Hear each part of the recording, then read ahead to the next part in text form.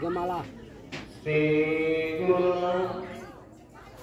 Sri Juto Padakamanam Sri Guru Vaishnavanschu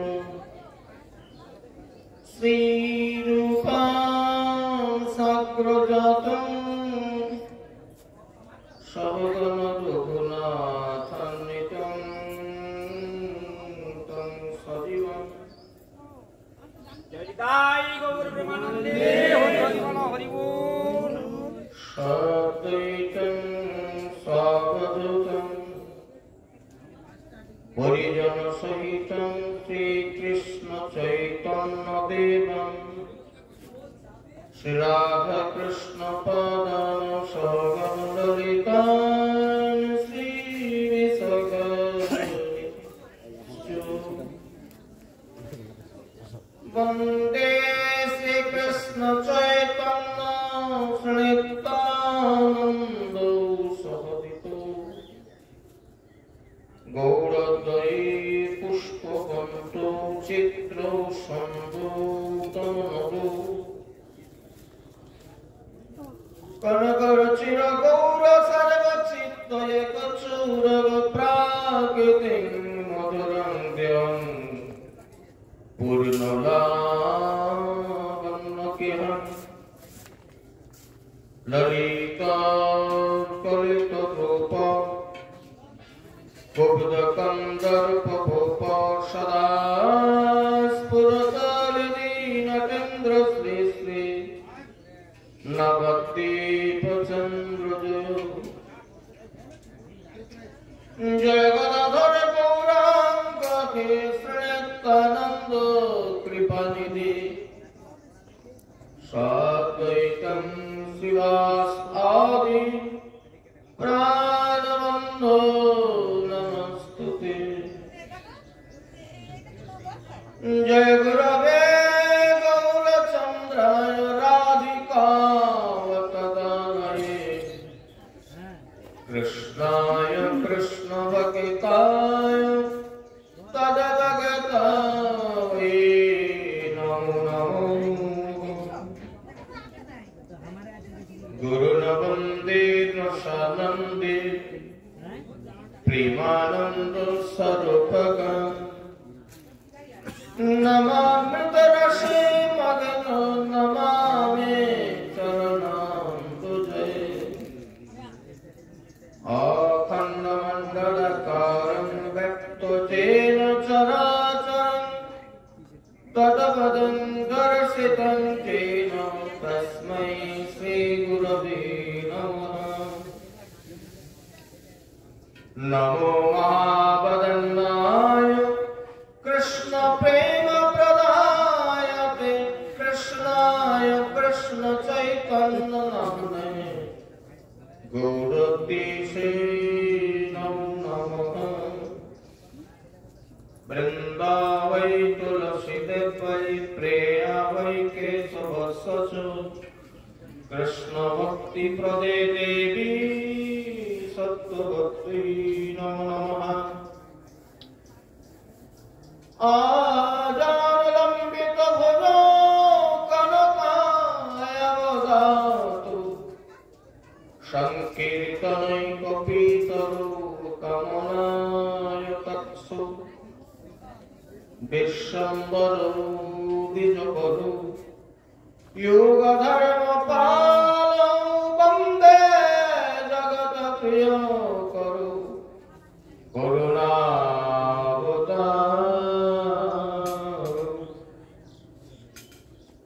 Anarpita Charichina Karanaya Patirna Kanam Samarpaitam Unnata Jalarasam Savakti Sriyam Hari Purata Chandara Duti Kadam Pasandipito Sada Hridaya Kandara Spuratuva Visachinam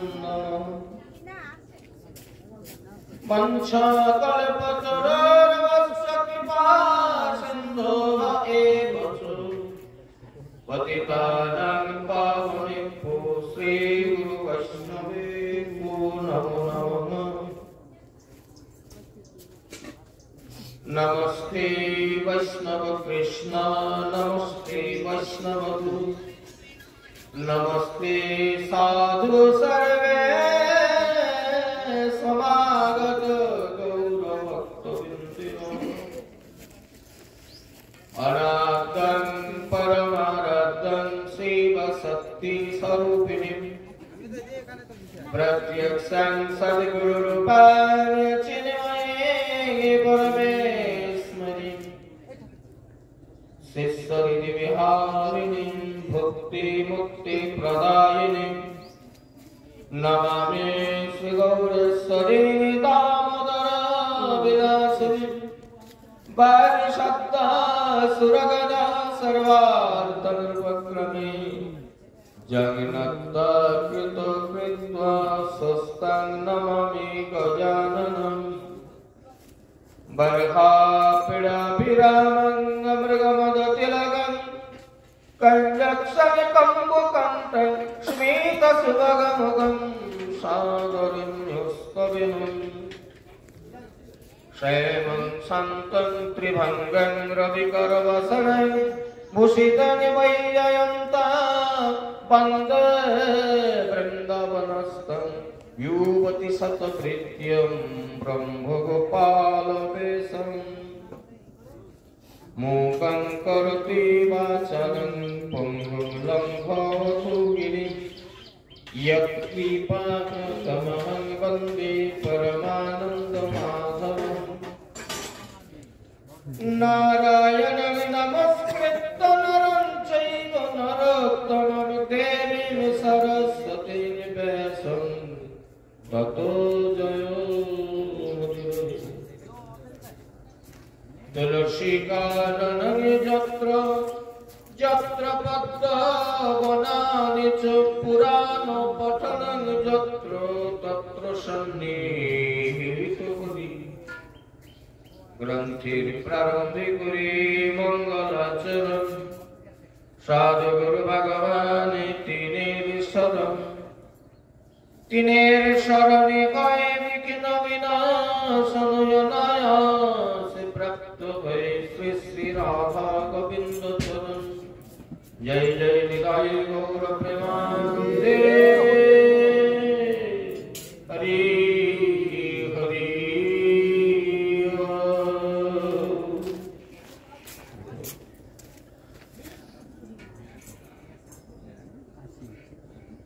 समागत परम क्षत्रिय परम पूज्यपाद श्री श्री गौरंगादि भक्त वैष्णव वृंद तथा श्री राधा गोविंदेर श्रीपाद पद्माश्रयकारी गौर गोविंदेर लीला रस कथा सुधामृत आस्वादन पिपासु रसिक भावक भक्तवृंद এবং আমার স্নেহময়ী ভক্তিমতী মাতৃমণ্ডলী সবাকার চরণ কমলে অধীনের সশ্রদ্ধ দণ্ডবত প্রণতি গ্রহণ করুন আপনারা সবাই কিঞ্চিত কৃপা আশীর্বাদ করুন জয় জয় নিতাই গৌর প্রেমানন্দে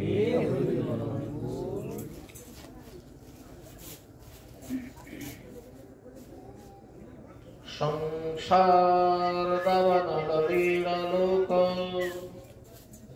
ত্রাণায় কারুণ্য ঘন ঘনত্বম প্রাপ্তস্য কল্যাণ গুণার্ণবস্য বন্দে গুরু শ্রী চরণারবিন্দ।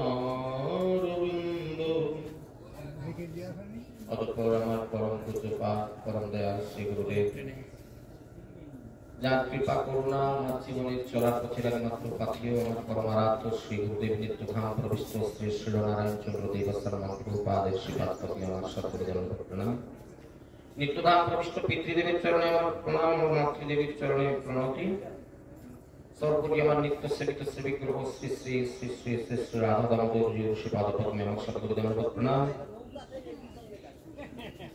অবশেষে এখন পর্যন্ত যারা এখানে উপস্থিত হয়েছেন এবং যারা পরে উপস্থিত হবেন সকলের চরণে আমার কোটি কোটি কোটি কোটি কোটি ধন্যবাদ করতে আপনারা সবাইকে আশীর্বাদ করুন। তাই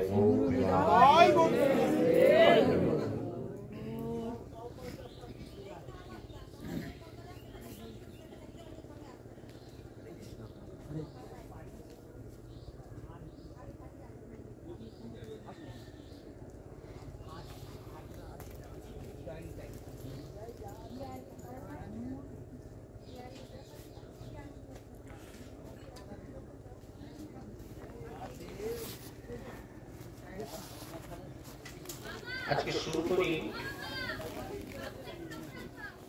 আমাদের মূল তত্ত্ব নির্দেশক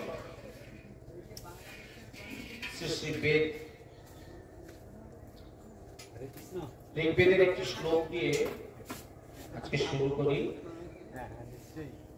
সবাই খুব মনন করুন বেদ কি বলছে। অনিত্যানি শরীরানি বিভবনৈব শাশ্বত নিত্য সন্নিহিত মৃত্যু কর্তব্য ধর্ম সঞ্চয়। আরেকবার শুনুন।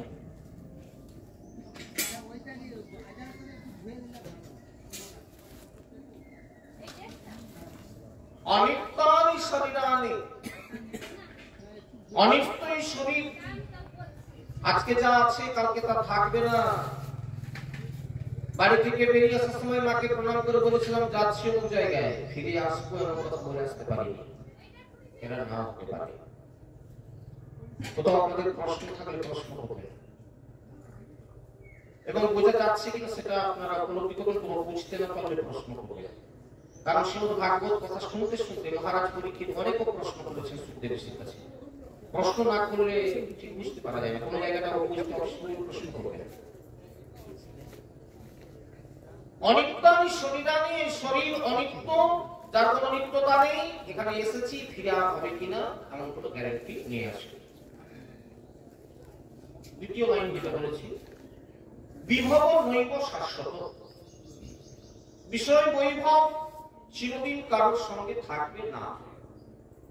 আজকে রাজা উজির, কালকে ফকির হতেই পারে।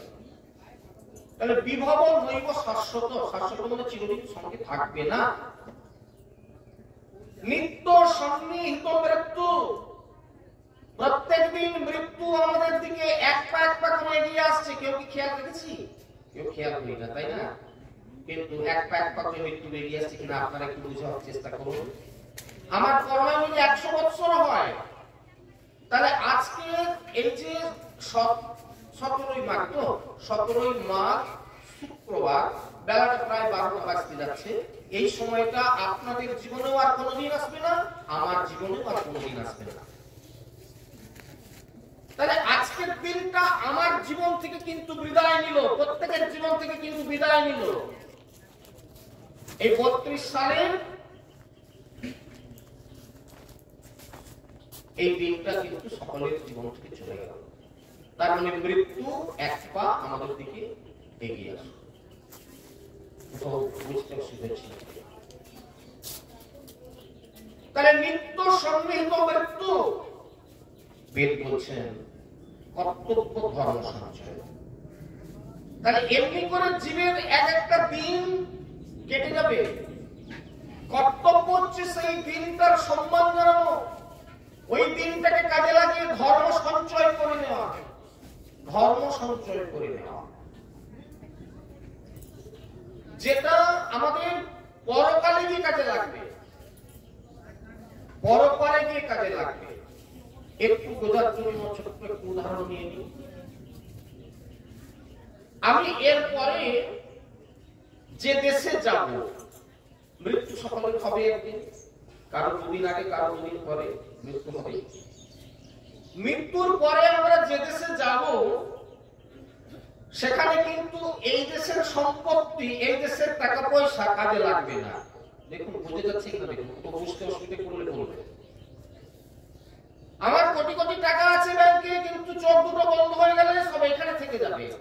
আমি 20 বিঘা সম্পত্তির মালিক, সব এখানে থেকে যাবে, আমার সঙ্গে যাবে না। তাহলে কি সঙ্গে নিয়ে যাব? যেটা আমার ওপাশে কি কাজে লাগবে, ওই পাশে কি কিছু কাজে লাগবে।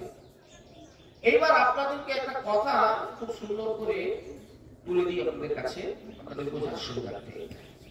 গরুড় পুরাণে এই প্রসঙ্গটা বলা আছে, আপনারা চাইলে খুলে দেখবেন। সেই গরুড় একদিন ভগবানকে প্রশ্ন করেছিলেন। গরুড় ভগবানের বাহক, সেটা আপনারা জানেন। একদিন তিনি তার মনিবকে জিজ্ঞাসা করছেন এই যে মানুষ এখানে কর্ম করে পৃথিবীতে, তারপর এখান থেকে বিদায় নেয়, এর কোনো উল্লেখ থাকে না থাকে না। যেমন ধরুন কিছু কিছু মানুষ তারা চেষ্টা করে খালি চুরি চামারি করে বড় হয়ে যাবে, একটা কলমের খোঁচায় কোটি কোটি টাকা আত্মসাৎ করে নিচ্ছে। দেখতে পাচ্ছেন না সব দেশের অবস্থা ঘটছে। আবারও এমন কিছু লোকের পেশা আছে, পেশাগত ভাবে তারা খুনি। আপনার যদি কাউকে খুন করার ইচ্ছে থাকে তাহলে ওদের সঙ্গে যোগাযোগ করবেন, 2 লাখ নেব, ফিনিশ করে দেবো।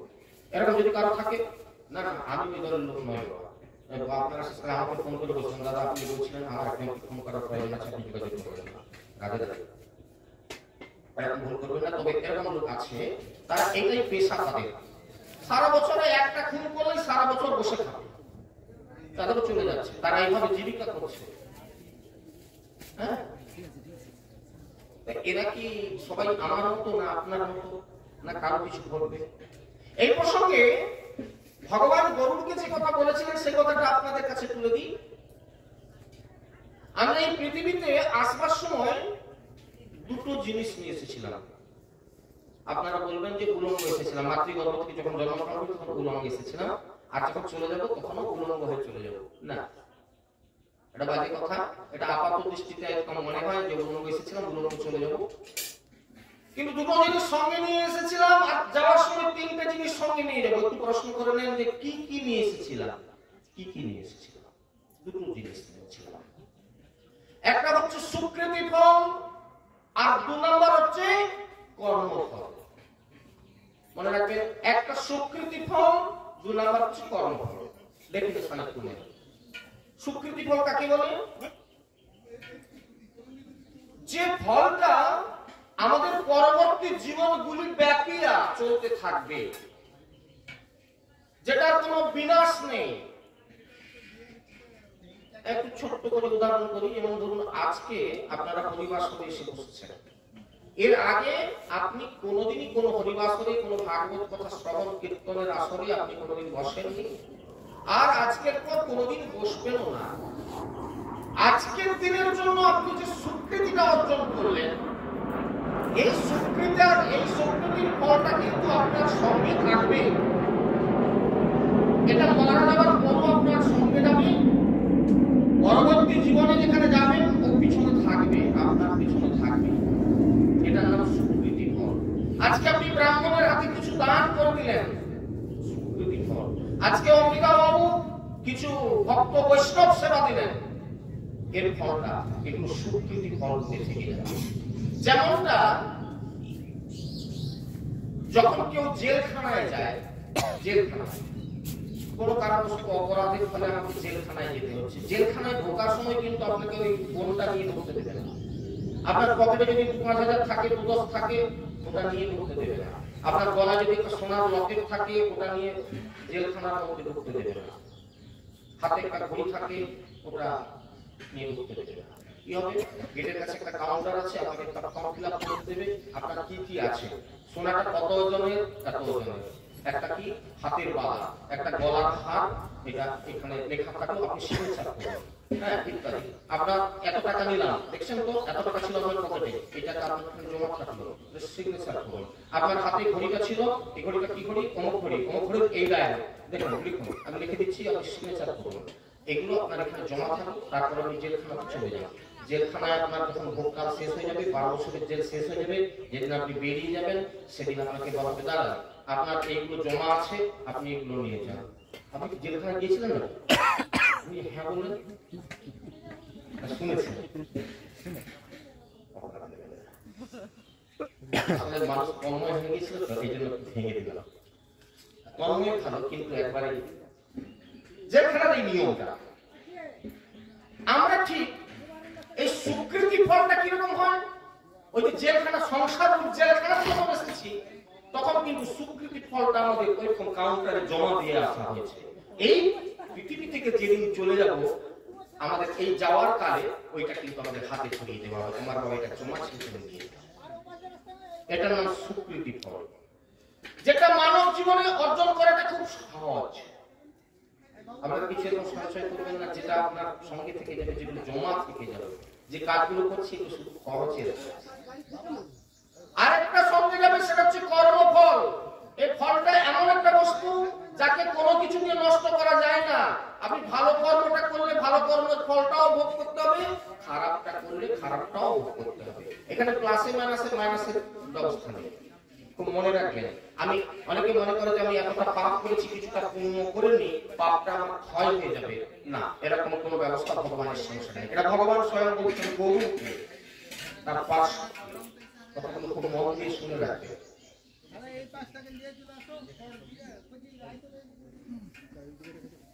তাহলে এই কর্মের ফলটা আমাদেরকে কিন্তু ভোগ করতেই হবে, যত সেটা একটা জন্ম হতে পারে, জন্মের পর জন্ম ভোগ করতে হতে পারে। এমন কর্ম করলাম এই জীবনে, পরবর্তী জীবনগুলিতে সেই কর্মের ফলটা আমাদেরকে ভোগ করতে হবে।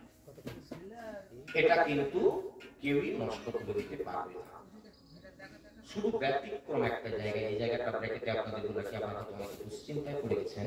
একটা কথা বলি, সেটা আমাদের কলিযুগ প্রতিপাবন অবতার গৌর সুন্দর হরিনামের বর্ণনা দিয়ে এসে শুধুমাত্র বলে দিলেন তোমরা হরিনাম করো। হরিনাম করলে মাত্র এর কিছুটা খণ্ডন হয়ে যাবে, কিছুটা হয়ে যাবে, এছাড়া কোনো পথ। তাহলে দুটো জিনিস শুনে নিচ্ছেন, একটা স্বীকৃতি ফল ডেফিনেশনটা দিয়ে দিয়েছি, আর কর্মফল কাকে বলে সেটাও বলে দিয়েছি। এবার যাওয়ার সময় তিনটে জিনিস নিয়ে যাবো। কি কি নিয়ে যাবো? ওই যে বললাম আমার তো জমা আছে স্বীকৃতি ফলটা, গেটের কাছে গেলেই বলবো যে তোমার এই সব ছিল, হাত ঘড়ি ছিল, গলার হাত ছিল, মোবাইল ফোন ছিল না। আর কি নিয়ে যাবো? কর্মফল। এই জীবনে কি কি কর্ম করলাম তার ফলগুলো বয়ে নিয়ে যাবো। আর কি নিয়ে যাবো? পাপ পুণ্য। যাওয়ার সময় আরেকটা জিনিস নিয়ে যেতে হবে, সেটা হচ্ছে পাপ পুণ্য। এই তিনটে বস্তু নিয়ে আমরা যখন পৌঁছাবো কোথায়? ঠাকুরমশাই কেউ আছেন নাকি? ব্রাহ্মণরা কেউ আছেন? এই যে শ্রাদ্ধের সময় ঠাকুরমশাইরা বলেন এই বৈতরণী, এখানে গাভী দান করতে হয়। আপনি গাভী দান করবেন না? না বাবা, আমার গাভী নাই বলে তার একটা মূল্য করে দেন, 10 টাকা, 1 টাকা, 5 টাকা, যাই হোক মূল্য গাভী দান করতে হয়। কেন না? বৈতরণী পাওয়ার জন্য। এই বৈতরণীটা কি? আপনারা শ্রীমদ্ ভাগবতম পঞ্চম স্কন্ধে দেখবেন, এটা হচ্ছে একটা পুঁজ সরোবর, পুঁজ রক্ত পিলিকিটের একটা সরোবর, যেখানে অনেক কুমির হাঙ্গর বাস করছে। এইটা না পেরোলে আপনি পারঘাটে পৌঁছতে পারবেন না। ওইটা পারানোর জন্য আপনি যদি একটি গাভী দান করে যান ব্রাহ্মণকে, তবে একটা কথা মনে রাখবেন, কেউ করবেন না এই জায়গাটা। অনেকে করে কি, এক গাই আর বাছুর দিবে। ঠাকুরমশাই আমার বাড়িতে আসবেন একদিন, আপনাকে একটা গাভী দান করবো। সে বুড়া গাই নিয়ে গিয়ে বামুন ঠাকুরের খেলায় করে, সে তো আর বাছুরও দেবে না, দুধও দেবে না। বামুন ঠাকুর তাকে টেনে মরে। হ্যাঁ, সে ঠাকুরমশাই এবার বলে দান দিয়ে কি বিপদ। এরকম কাণ্ড করবেন না। গ্রন্থে বলা আছে পরিষ্কার ভাবে কিরকম গাভীটা দান করতে হয়। ব্রাহ্মণকে যদি কেউ গাভী দান করেন, কিরকম?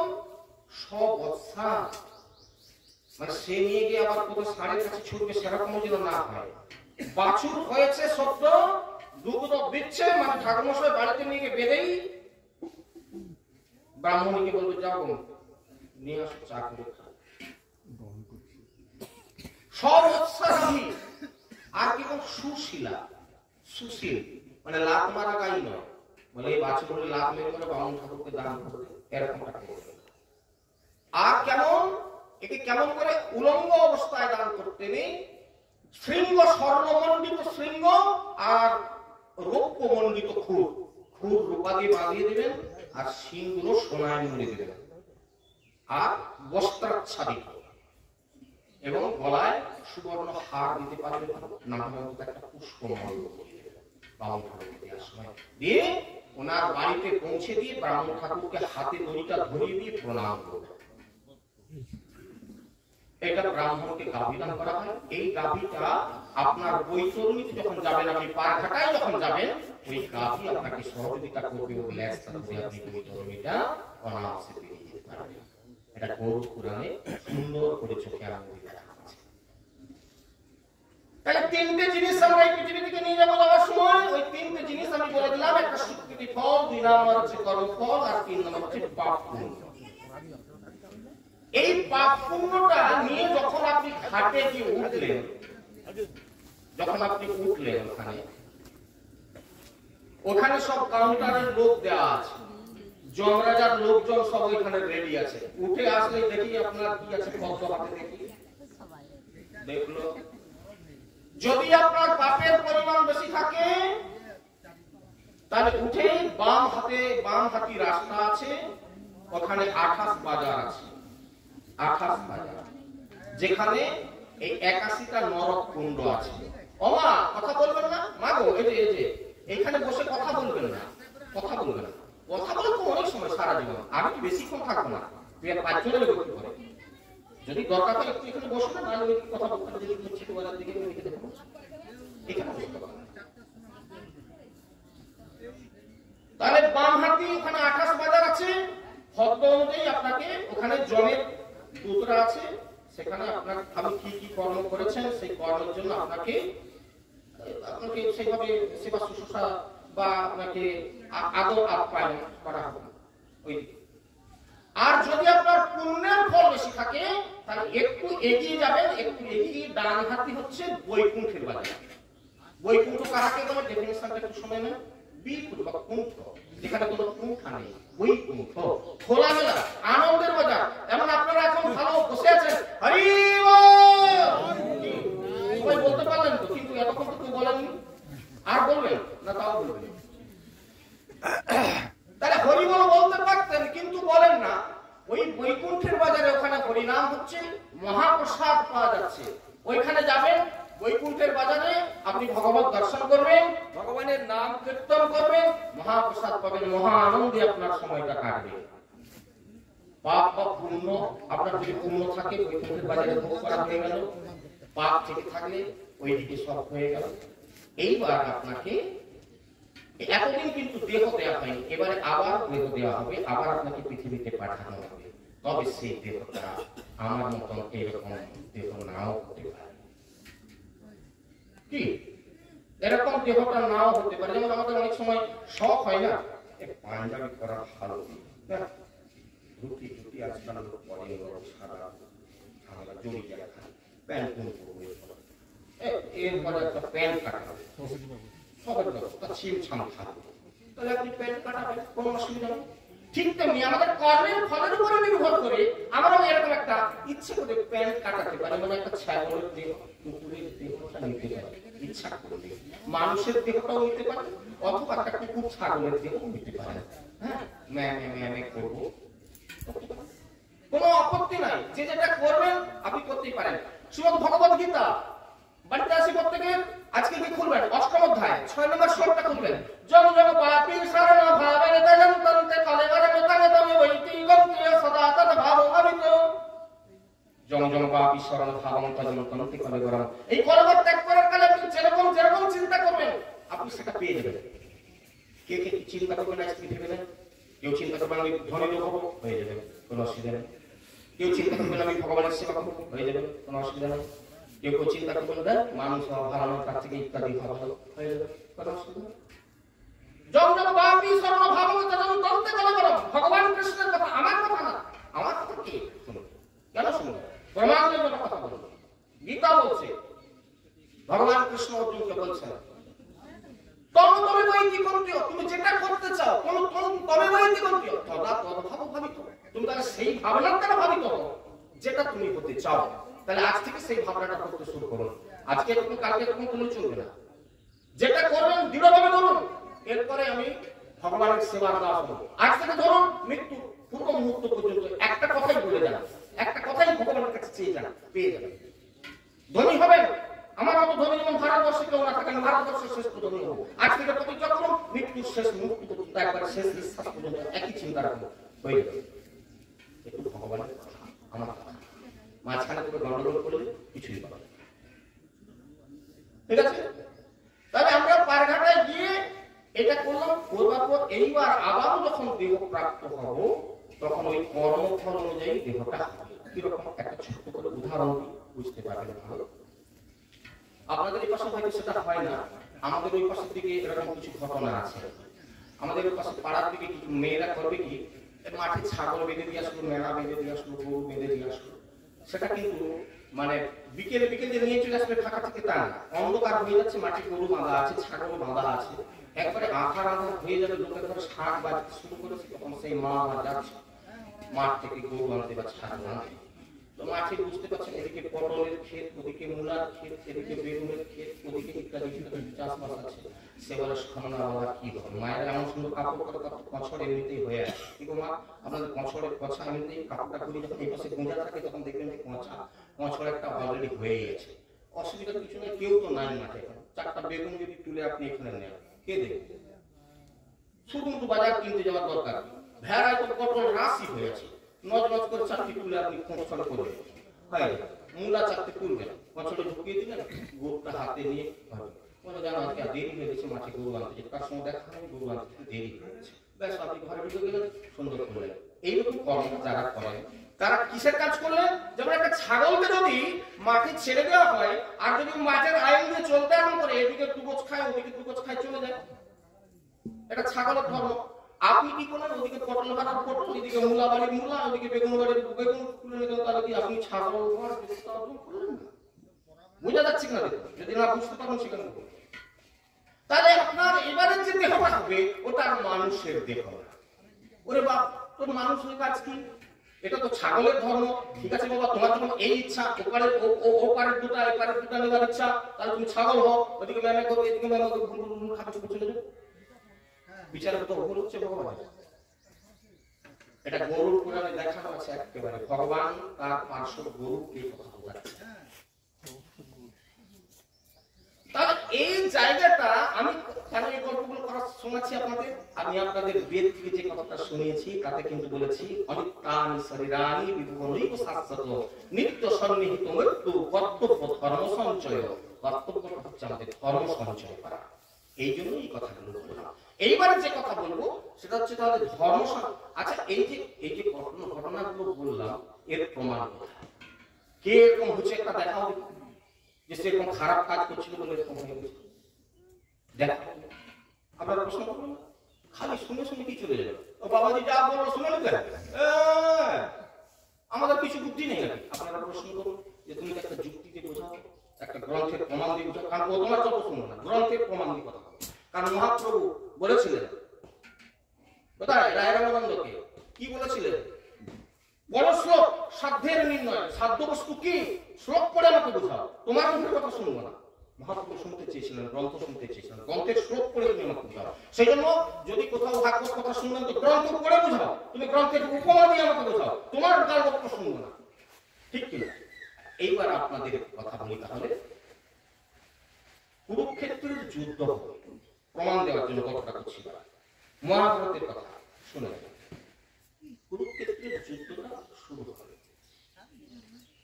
কেন যুদ্ধটা হয়েছিল সকলের জানা আছে। হস্তিনাপুরের রাজ সিংহাসনে গন্ডগোল হয়। হস্তিনাপুরের রাজ সিংহাসনে যে গন্ডগোল হলো, যুদ্ধ হলো কোথায়? কুরুক্ষেত্রে। আচ্ছা, আপনাদের কি এই জায়গাগুলো দর্শন করা আছে? যদি দর্শন করা থাকে, হস্তিনাপুরটা কোন জায়গায় ছিল? বর্তমানে নতুন দিল্লি বলে যে জায়গাটা, স্টেশন থেকে কিছুটা সামনে, এখানটা কিন্তু হস্তিনাপুর, প্রাচীন হস্তিনাপুর এই জায়গাটা ছিল। কুরুক্ষেত্রের অবস্থানটা কোথায়? দিল্লি স্টেশন থেকে আলাদা একটা লাইন রুট একটা, এটা গেছে কুরুক্ষেত্র, যেটা দিল্লি থেকে দূরত্বটা প্রায় 128 কিলোমিটার মোটামুটি। আমি ঠিক একটা হয়তো সঠিক বলতে পারলাম না, 2-5 কিলোমিটারের কথা। 120-25 কিলোমিটার রাস্তা কুরুক্ষেত্র। আমাদের প্রশ্ন হচ্ছে, যদি হস্তিনাপুরের রাজ সিংহাসন নিয়ে মারামারি লাগলো, এখানে হস্তিনাপুরে মারামারি করতে কুরুক্ষেত্রে গেল, এই তথ্যগুলো আমাদের খুব ভালো করে জেনে রাখা দরকার। এগুলো আমাদের ভিত্তি, আমাদের সনাতন ধর্মের ভিত্তি এগুলো। এই কথাগুলোর জন্য মন দিয়ে শুনে নেন। কেন কুরুক্ষেত্রে গেল হস্তিনাপুরের যুদ্ধ? এইবার একটা কাহিনী। প্রাচীনকালে কুরু নামে একজন রাজা ছিল, যে রাজা একদিনকে সোনার রথে চড়ে, এখন যেটা কুরুক্ষেত্র মাঠ আপনারা দেখেন, এবং এখানে খুব ফাঁকা জায়গা। আজ খুব বেশি এখানে ঘর বাড়ি বা ব্যবসা ক্ষেত্র হয়নি, এখানে অনেকটাই ফাঁকা ফাঁকা জায়গা আছে এবং বিস্তৃত মাঠ আছে, এখনো আছে, অনেক ফাঁকা জায়গা আছে। আপনারা এই ঘুরে আসলে দেখবেন অনেক ফাঁকা জায়গা আছে। এই কুরুক্ষেত্রের মাঠের পাহাড়ের উপর দিয়ে তিনি সোনার রথ চালিয়ে যাচ্ছেন। বাহ, জায়গাটা খুব সুন্দর, এমনি পড়ে আছে। বক্সের লাইনটা দেখুন, চাষ করলে অনেক কিছু হতো। হ্যাঁ, কি চাষ করা যাবে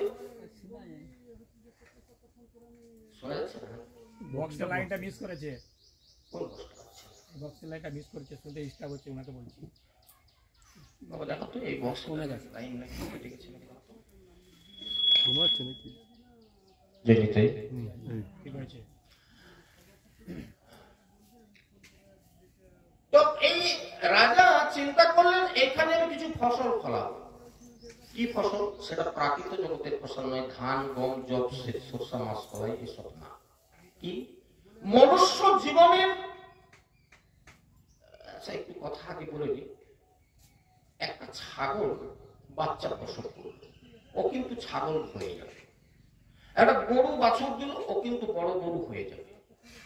কিন্তু একটা কথা কি জানেন, একটা মানুষকে মানুষ করা করতে হয়। লোকের বাবা মারা বলে না, আর বাবু আজকালের দিনে ছেলে মানুষ করা যে কি কষ্ট, এই কত পয়সা খরচা। ছেলে মানুষ করতে হয়, খুব মন দিয়ে শুনবেন। ছেলেকে কিন্তু মানুষ করতে হয়, মানুষের ছেলেটা কিন্তু মানুষ তৈরি করতে হয়। ও যদি ঘুরে বেড়ায় তাহলে ও এরকম বোম্বটি ছেলে হয়ে যাবে। স্কুল কলেজে যদি না পাঠানো হয়, না উপযুক্ত শিক্ষা দেওয়া হয়, তাহলে কিন্তু মানুষের ছেলেটাকে মানুষ করতে হয়। ছাগলের বাচ্চাটাকে ছাগল করতে হয় না, ছাগল আপনার হয়ে যায়। সেই মানুষটা করতে গেলে আমাদের 8টি উপাদান লাগবে। ওটা আমি আর আজকে বর্ণনা করবো না, কেননা ওটা বলতে গেলে তাহলে আজকে সব ফাঁক হয়ে যাবে। ও একটা বিশাল জগৎ। 8টি উপাদান লাগে এই মানুষ হতে গেলে। ওই মানুষ প্রজাতিটাকে তৈরি করতে যে 8টা উপাদান লাগে, ওই উপাদানগুলো আমি এই কুরুক্ষেত্রের মাঠে ফলাবো। এইবার একটা কথা বলি, যদি আপনি একটা মাটিতে কিছু ফসল লাগাতে চান, প্রথম কাজটা কি হবে? ওখানে একটু নাঙল করা। একবার না দুবার তিনবার ধরে নাঙল করে মাটিটাকে খুব সুন্দর করে আগে তৈরি করে নিতে হবে। রাজা কুরু চিন্তা করলেন যে আমি এই কুরুক্ষেত্রের মাটিটাকে খুব সুন্দর, ওটা তখন কুরুক্ষেত্র নাম ছিল না, ওটার নাম ছিল অজনাভ ক্ষেত্র। কুরুক্ষেত্র তখন নাম হয়নি, এটা পরবর্তীকালে হয়েছে। আমি কিন্তু ব্যবহার করছি আপনাদের বোঝার সুবিধার্থে। উনি কি করলেন? চিন্তা করলেন আমি লাঙ্গল করবো। লাঙ্গল দরকার। প্রাচীন কালে ঋষিরা নাঙ্গল করতেন স্বর্ণ নাঙ্গল, সোনার নাঙ্গল। উনি দুমড়ে মুচড়ে ওই এটাকে, রথটাকে, সোনার রথে চলে যাচ্ছিলেন, তো ওই দুমড়ে মুচড়ে রথটাকে একটা সোনার নাঙ্গল বানাবেন। নাঙ্গলটা তো বানাবেন, টানবে কে? ষাঁড় দরকার। মানে এখন তো বলদে টানছে, কিন্তু প্রাচীনকালে ঋষিদের আমলে তারা ষাঁড় দিয়ে নাঙ্গল করত। ঠাকুরমশাই যারা আছেন তারা বুঝতে পারবেন, এই যে যখন উপনয়ন সংস্কার হয়, উপনয়নের সময় যে চরুটা রান্না হয়, এই চরুটা রান্না করতে গেলে প্রাচীনকালে কিন্তু নিয়ম ছিল, বেদে এই বিভাগে দেওয়া আছে যে ষাঁড়ে চাষ করা ফসল থেকে, মানে ধান থেকে আতপ চাল বের করতে হবে, সেই আতপ তন্ডুলটা দিয়ে চরুটা রান্না হবে। কি ঠাকুরমশাই? তো এখনকার দিনে আর এ কথা পাওয়া যায় না, কারণ সে ষাঁড়ে লাঙল করা সেই ধান চাল আর পাওয়া যায় না। তো আর কি করা যাবে?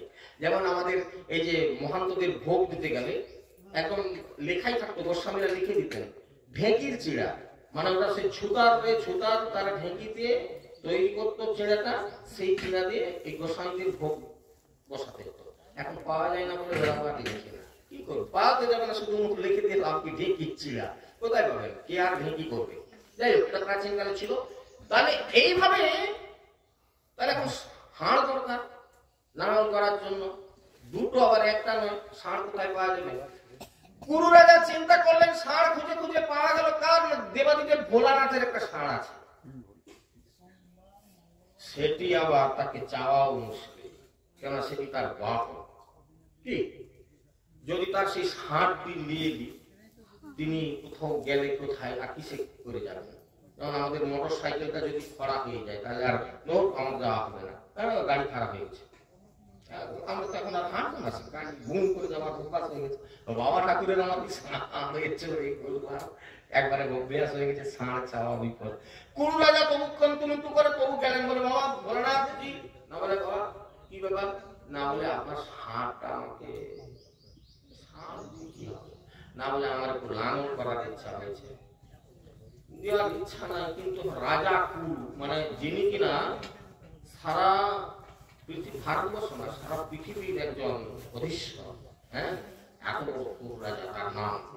তো সুতরাং ভোলানাথজির ইচ্ছা না থাকলে ঠিক আছে বাবা, নিয়ে যাও, কয়েকদিনের জন্য নিয়ে যাও, কাজ হয়ে গেলে ফেরত দিয়ে যাও। একটা পাওয়া গেছে, আর কোথায় ষাঁড় পাওয়া যাবে? আপনাদের জানা আছে আর কোথায় ষাঁড়টা পাওয়া যায়? যদি জানা থাকে ভালো করে বলেন, একটু আনন্দ পেতাম। ঠিক আছে, না জানলে কোনো অসুবিধা নেই, বলে দিচ্ছি। জম রাজার একটা ষাঁড় আছে না, জমের মন্দির আপনাদের এই পাশে নাই? জমের মন্দির, যে ধর্ম মন্দির যেটাকে বলে, ওটা হচ্ছে জমের মন্দির। দেখবেন ওখানে একটা কালো ষাঁড় আছে, হ্যাঁ। তো জমের কাছে বলছে আপনার ষাঁড়টা একটু দিন কায়দা কি আমরা নাগল করার ইচ্ছা। ঠিক আছে, নিয়ে যাও। তাহলে দুটো ষাঁড় জোগাড় হয়ে গেছে। রাজা কুরু কি করলেন না, ওই যে এখন যেটা কুরুক্ষেত্র দেখছি, কুরুক্ষেত্রের মাঠে লাঙল লাঙল করতে দেখে দেবরাজ ইন্দ্র ওইখান দিয়ে যাচ্ছিলেন, দাঁড়িয়ে গেলেন। আমার কি ভুল হচ্ছে নাকি? মানে রাজা কুরু লাঙল করছে, এটা তো বলা যাবে না। এমন একজন লোক সাহায্য করবে কেন? না দরকার লাঙল করে লোককে ডাকে লিখতে পারে। হ্যাঁ, ইন্দ্র দেবরাজ ইন্দ্র দাঁড়িয়ে খুব ভালো করে দেখলেন যে আমার ভুল হয়নি তো চিনতে, রাজা কুরু তো ঠিক। অবশেষে বললেন, আচ্ছা মহারাজ কুরু? বলে হ্যাঁ, কেন কিছু বলবেন? আপনি লাঙল করছেন না? বলে হ্যাঁ লাঙল করছি। হ্যাঁ চলো দাঁড়ান না, কিছু বলবেন? আপনি কুরু রাজা, আপনার এত বড় নাম, আপনি লাঙল করছেন কেন? না বলে আমার এখানে ইচ্ছা যে আমি মানব জীবনের যে উন্নতির জন্য, মানুষ হওয়ার জন্য যে 8টা উপাদান প্রয়োজন, ওই 8টা উপাদান আমি এই মাটি থেকে উৎপাদন করবো। মহাভারত ভালো করে জানলে তখন বুঝতে পারবেন যে মহাভারতে কি কি 8টা উপাদান আছে, যে 8টা উপাদান কি শিক্ষা আছে, যে শিক্ষা নিলে মানুষের মানুষ তৈরি করতে পারে। সেগুলো অনেক দূরের কথা, অনেক সময় লাগবে, দিনের পর দিন অনেকটা সময় লাগবে। আমি বলতে যাচ্ছি না, কারণ আজকে তাহলে সেই আমার যে লক্ষ্যটা, সে লক্ষ্যটি যে আমি বলি কি জানেন, এটা আমার ভালো লাগছে না, আপনি নাটক করা বন্ধ করে দেন। না তোমার কথা বন্ধ করবেন কেন? না বলে আপনি একজন রাজা, আপনি নাটক করবেন, এটা আমার ভালো লাগছে না। তুমি তোমার যে কাজে যাচ্ছ যাও। ইন্দ্রকে কত বড় তার পাওয়ার দিচ্ছেন, দেবরাজ ইন্দ্র তাকে বলছে যাও, তোমার কি কাজে যাচ্ছ তুমি, তোমার যাও, আমার কাজে তুমি মাথা ধরাতে এসো। ইন্দ্র দেখলো এখন কিছু করার নেই, যা করছে করুক, আমি তিনি কয়েকদিন পরে আবার ফিরে আসছেন এই পথে, দেখেন না রাজা কুরু সে এই দিক দিয়ে হাল করছেন। আপনি তো জানেন বাবা, এদিক দিয়ে একবার ওই দিক দিয়ে একবার না করলে তত মাটিটা সুন্দর হয়, তৈরি হয়। সে উল্টা পাশে উগাল সামাল, আগের দিনের লোকে বলবো না উগাল সামাল, সে উগাল সামাল করতেছে, এই পাশ দিয়ে একবার নাগল হয়ে গেছে, এখন এই পাশ দিয়ে নাগল করছে। হ্যাঁ, তো সে এই পাশ দিয়ে নাগল করছে, দেবরাজ ইন্দ্র আবার পৌঁছে গেল। ভালো লাগছে না, বলছে মহারাজ আমার কথা ছিল না, আপনি কি যাচ্ছেন আমাকে একটু পরিষ্কার করে বলবেন, কি হলে আপনি নাটকটা বন্ধ করবেন? আমার ভালো লাগছে না। আপনার উদ্দেশ্যটা কি? সংক্ষেপে একটু আমাকে বুঝিয়ে বলুন। আপনি কি আমার ইচ্ছা পূর্ণ করতে পারবেন? বলুন না। এই যে জায়গাটা পড়ে আছে, এটার নাম হচ্ছে অজনাভ ক্ষেত্র। এটা সকলে জানে। আপনার এমন কোন ক্ষমতা আছে সারা পৃথিবীতে ঘোষণা করতে পারবেন যে এই ক্ষেত্রটার নাম আজ থেকে আমার নামকরণ অনুসারে কুরুক্ষেত্র হবে? দেবরাজ ইন্দ্র দায়িত্ব নিলাম, পৃথিবীর সমস্ত মানুষকে এই ক্ষেত্রটাকে কুরুক্ষেত্র বলতে হবে আপনার নামকরণ অনুসারে। আপনি যেহেতু লালন করেছিলেন সেই অনুসারে আপনার নাম হবে, আমি দায়িত্ব নিলাম। আরেকটা দাবি আছে, এই ক্ষেত্রে ইচ্ছা অনিচ্ছা চাপে পড়ে বা কাউকে যদি জোর করে মেরেও দেওয়া হয়, কেউ এখানে মৃত্যুবরণ করলে তার বৈকুণ্ঠ প্রাপ্তি হবে। খুব মন দিয়ে শুনবেন, এটা আমার দাবি। আমার নামে ক্ষেত্রটা আজ থেকে কুরুক্ষেত্রের নাম পাবে। আর 2 নম্বর দাবি হচ্ছে এই ক্ষেত্রে যারই মৃত্যু হবে, ইচ্ছায় মরুক অনিচ্ছায় মরুক, আর তাকে কেউ মেরেও দিক, তাহলে তার বৈকুণ্ঠ প্রাপ্তি হবে। দেবরাজ ইন্দ্র বলে এটা তো আমার হাতে নেই, আমার হাতে নেই, মানে এটা দেওয়ার মতো আমার সামর্থ্য নেই। কেননা বৈকুণ্ঠ প্রাপ্তিটা তো, বৈকুণ্ঠ তো আর আমার বাপের সম্পত্তি নয়, ও যার সম্পত্তি তার অনুমতি ছাড়া আমি দিব। রাজেন্দ্র কাঁচু মাচু করে বলে, কি বলে জানেন মহারাজ, আমি মেনে নিলাম বটে, মেনে নিচ্ছি আপনার দাবিটা, আমি চেষ্টা করব যাতে করে এই কথাটা ভগবান মেনে নেন, আপনি নাগলটা বন্ধ করবেন, আমি আর সহ্য করতে পারছি না, আপনার মতো একজন রাজা নাগল করবেন দিনের পর দিন, এটা আমি সহ্য করতে পারছি না, আপনি বন্ধ করবেন। দেবরাজ ইন্দ্র অনেক তপস্যায় সন্তুষ্ট করে ভগবানকে রাজি করালেন যে এই ক্ষেত্রে যার মৃত্যু হবে, ইচ্ছায় অনিচ্ছায় কেউ মেরে দিলেও তার এটা ভগবান জানতেন যে কুরুক্ষেত্রে মৃত্যু হলে তাদের। এইবার যে ঘটনাটা ঘটলো, কুরুক্ষেত্রের যুদ্ধটা কেন হয়েছিল না, হস্তিনাপুরের রাজসিংহাসন কপট পাশা খেলায় হারিয়ে দিয়ে এদেরকে তো বনে পাঠালো, 14 বছর বন হলো, অজ্ঞাতবাস করে ফিরে আসলো পাণ্ডবেরা, এসে দাবি করলো যে হস্তিনাপুরের রাজ সিংহাসনের অংশ না, দেব না। যুধিষ্ঠির ধার্মিক মানুষ, ঠিক আছে অর্ধেক দরকার নেই, কিছুটা আমাদেরকে দিয়ে দাও, আমরা ওই পাশের থেকে বসবাস করবো, কোন রকম পেটটা চলার মতো। সগর্বে দুর্যোধন কি বলল, বিনা যুদ্ধে নাই দেব। একটা সূচের অগ্রভাগে যতটা মেদিনী উঠে, মেদিনী মানে হচ্ছে পৃথিবী, ততটুকু মাটিও বিনা যুদ্ধে দেব না। ক্ষত্রিয় যুদ্ধ করবে, যুদ্ধ তখন অবশ্যম্ভাবী হচ্ছে, যুদ্ধ না করলে তো উপায় নেই। এটা পর্যন্ত হয়ে যাওয়ার পরেও ভগবান কৃষ্ণ চিন্তা করলেন, আমি ইতিহাস পুরুষ, পৃথিবী যতদিন থাকবে, চন্দ্র সূর্য যতদিন থাকবে, পৃথিবীর মানুষ আমার দিকে আঙুল তুলবে, তুমি তো সব পাবে, তোমার ইচ্ছা ব্যতিরেকে একটা কিছু হয় না।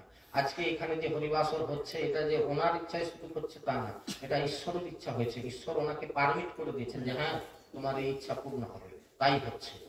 আমাকে ভগবান অনুমতি দিয়েছেন এখানে আসার জন্য, তাই আমি আসতে পেরেছি। আপনারা যারা এখানে এসেছেন, ভগবানের অনুমতি আছে, ভগবান কৃপা করে আপনাদেরকে এখানে এনেছেন, তাই আপনারা আসতে পেরেছেন, নাহলে আসা যেত না। কোন না কোনো বাধা বিপত্তি হতেই পারত, কিন্তু ঈশ্বর আপনাদেরকে করুণা করে আজকে হরিবাস পাঠিয়েছেন, সবটাই তার ইচ্ছা। তোমার এত বড় ক্ষমতা, তোমার ইচ্ছা ব্যতিরেকে একটা গাছের পাতা নড়তে পারে না, একটু বাতাস চলতে পারে না।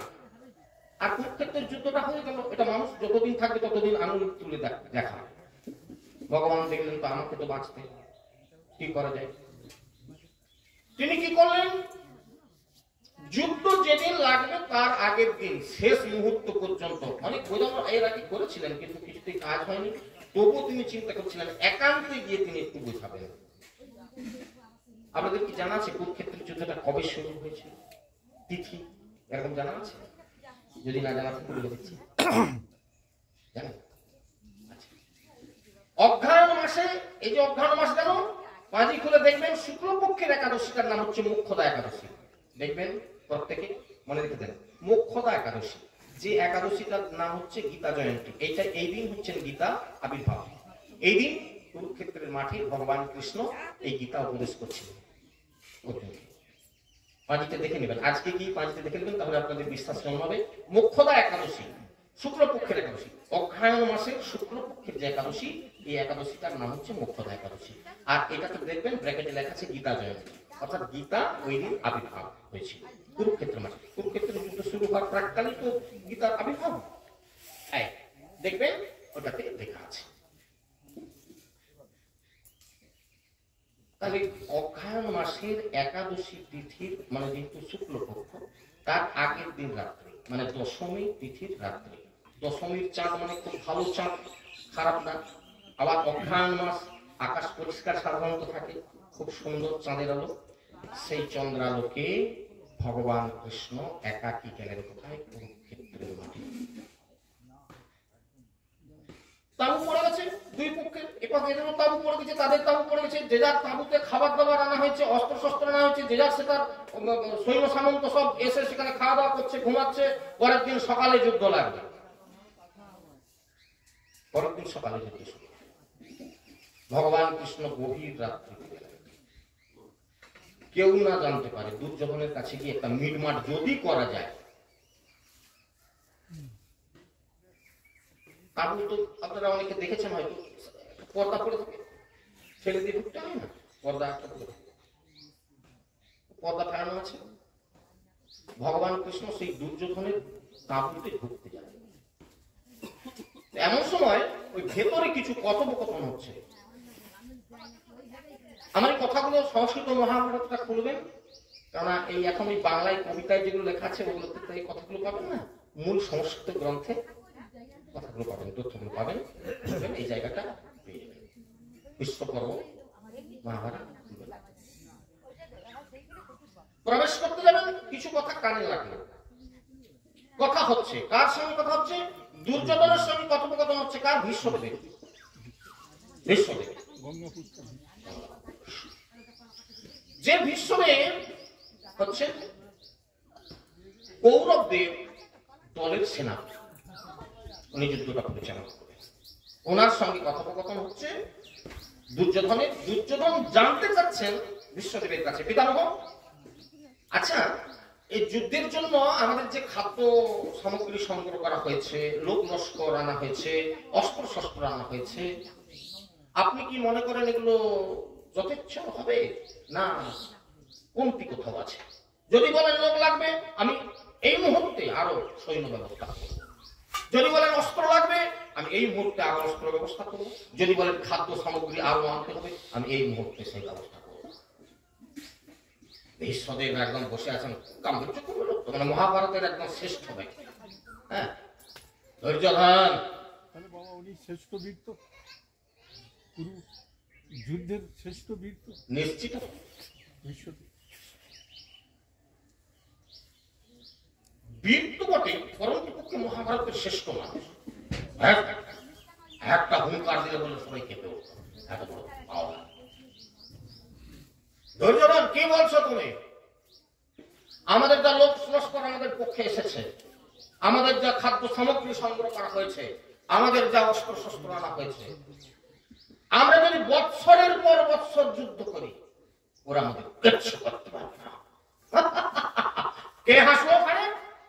পর্দার পেছন থেকে ভগবান কৃষ্ণ আর থাকতে না পেরে ঢুকতে যাচ্ছিলেন, এই কথাটা শুনে হেসে কে হবে হুঙ্কার দিয়েছে। পাওয়া যাচ্ছে ভগবান কৃষ্ণ বিশ্বদেব হুঙ্কার কে হাসলো? কৃষ্ণ যেন খুশি ঢুকছে সেই পর্দাটা ফেলে দিয়ে। কৃষ্ণ আসলে কেন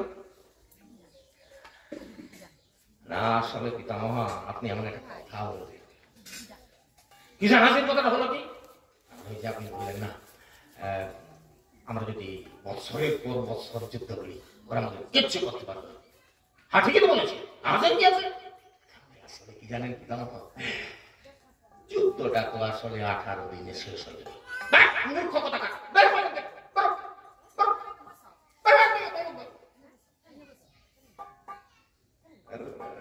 ঠিক আছে চলে যাচ্ছে, আমি তো আর এখানে থাকতে আসিনি, কথা বলবো বলে আসছিলাম, আপনি যখন কাজে দিচ্ছেন চলে যাবো আর কি আছে।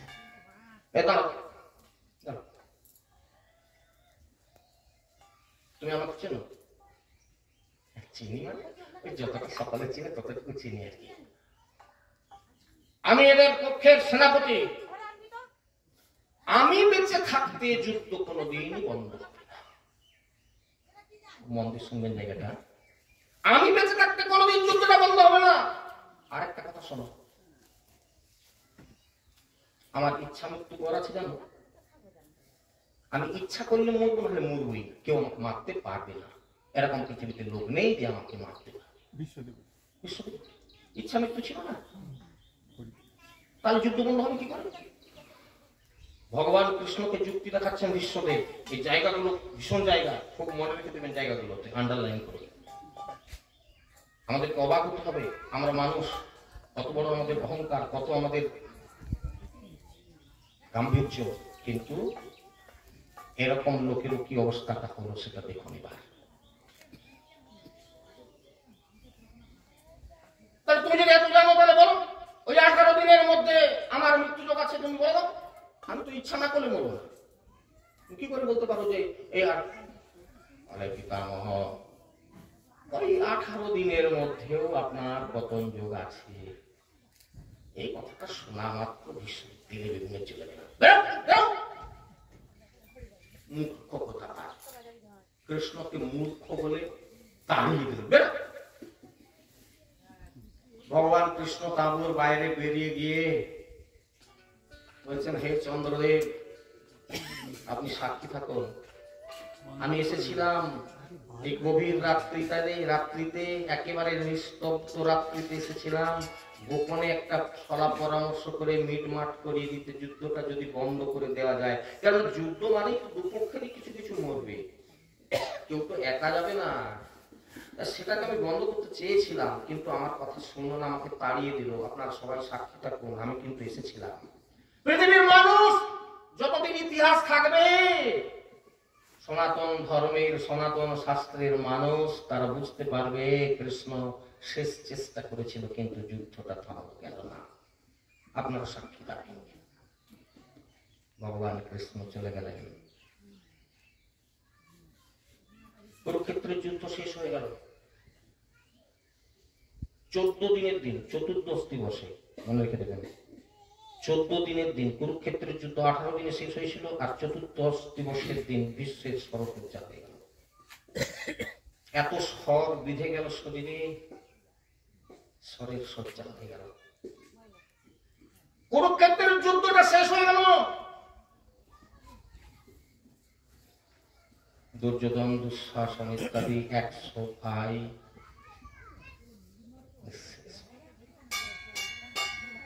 100 পুত্রের জননী গান্ধারী চিৎকার করে ওই কুরুক্ষেত্রের মাঠে গভীর রাত্রিতে চিৎকার করে কাঁদছে। দুর্যোধন এর মুন্ড একবার করে করে তুলছে, দুর্যোধন সুযোধন করে চিৎকার করে কাঁদছে।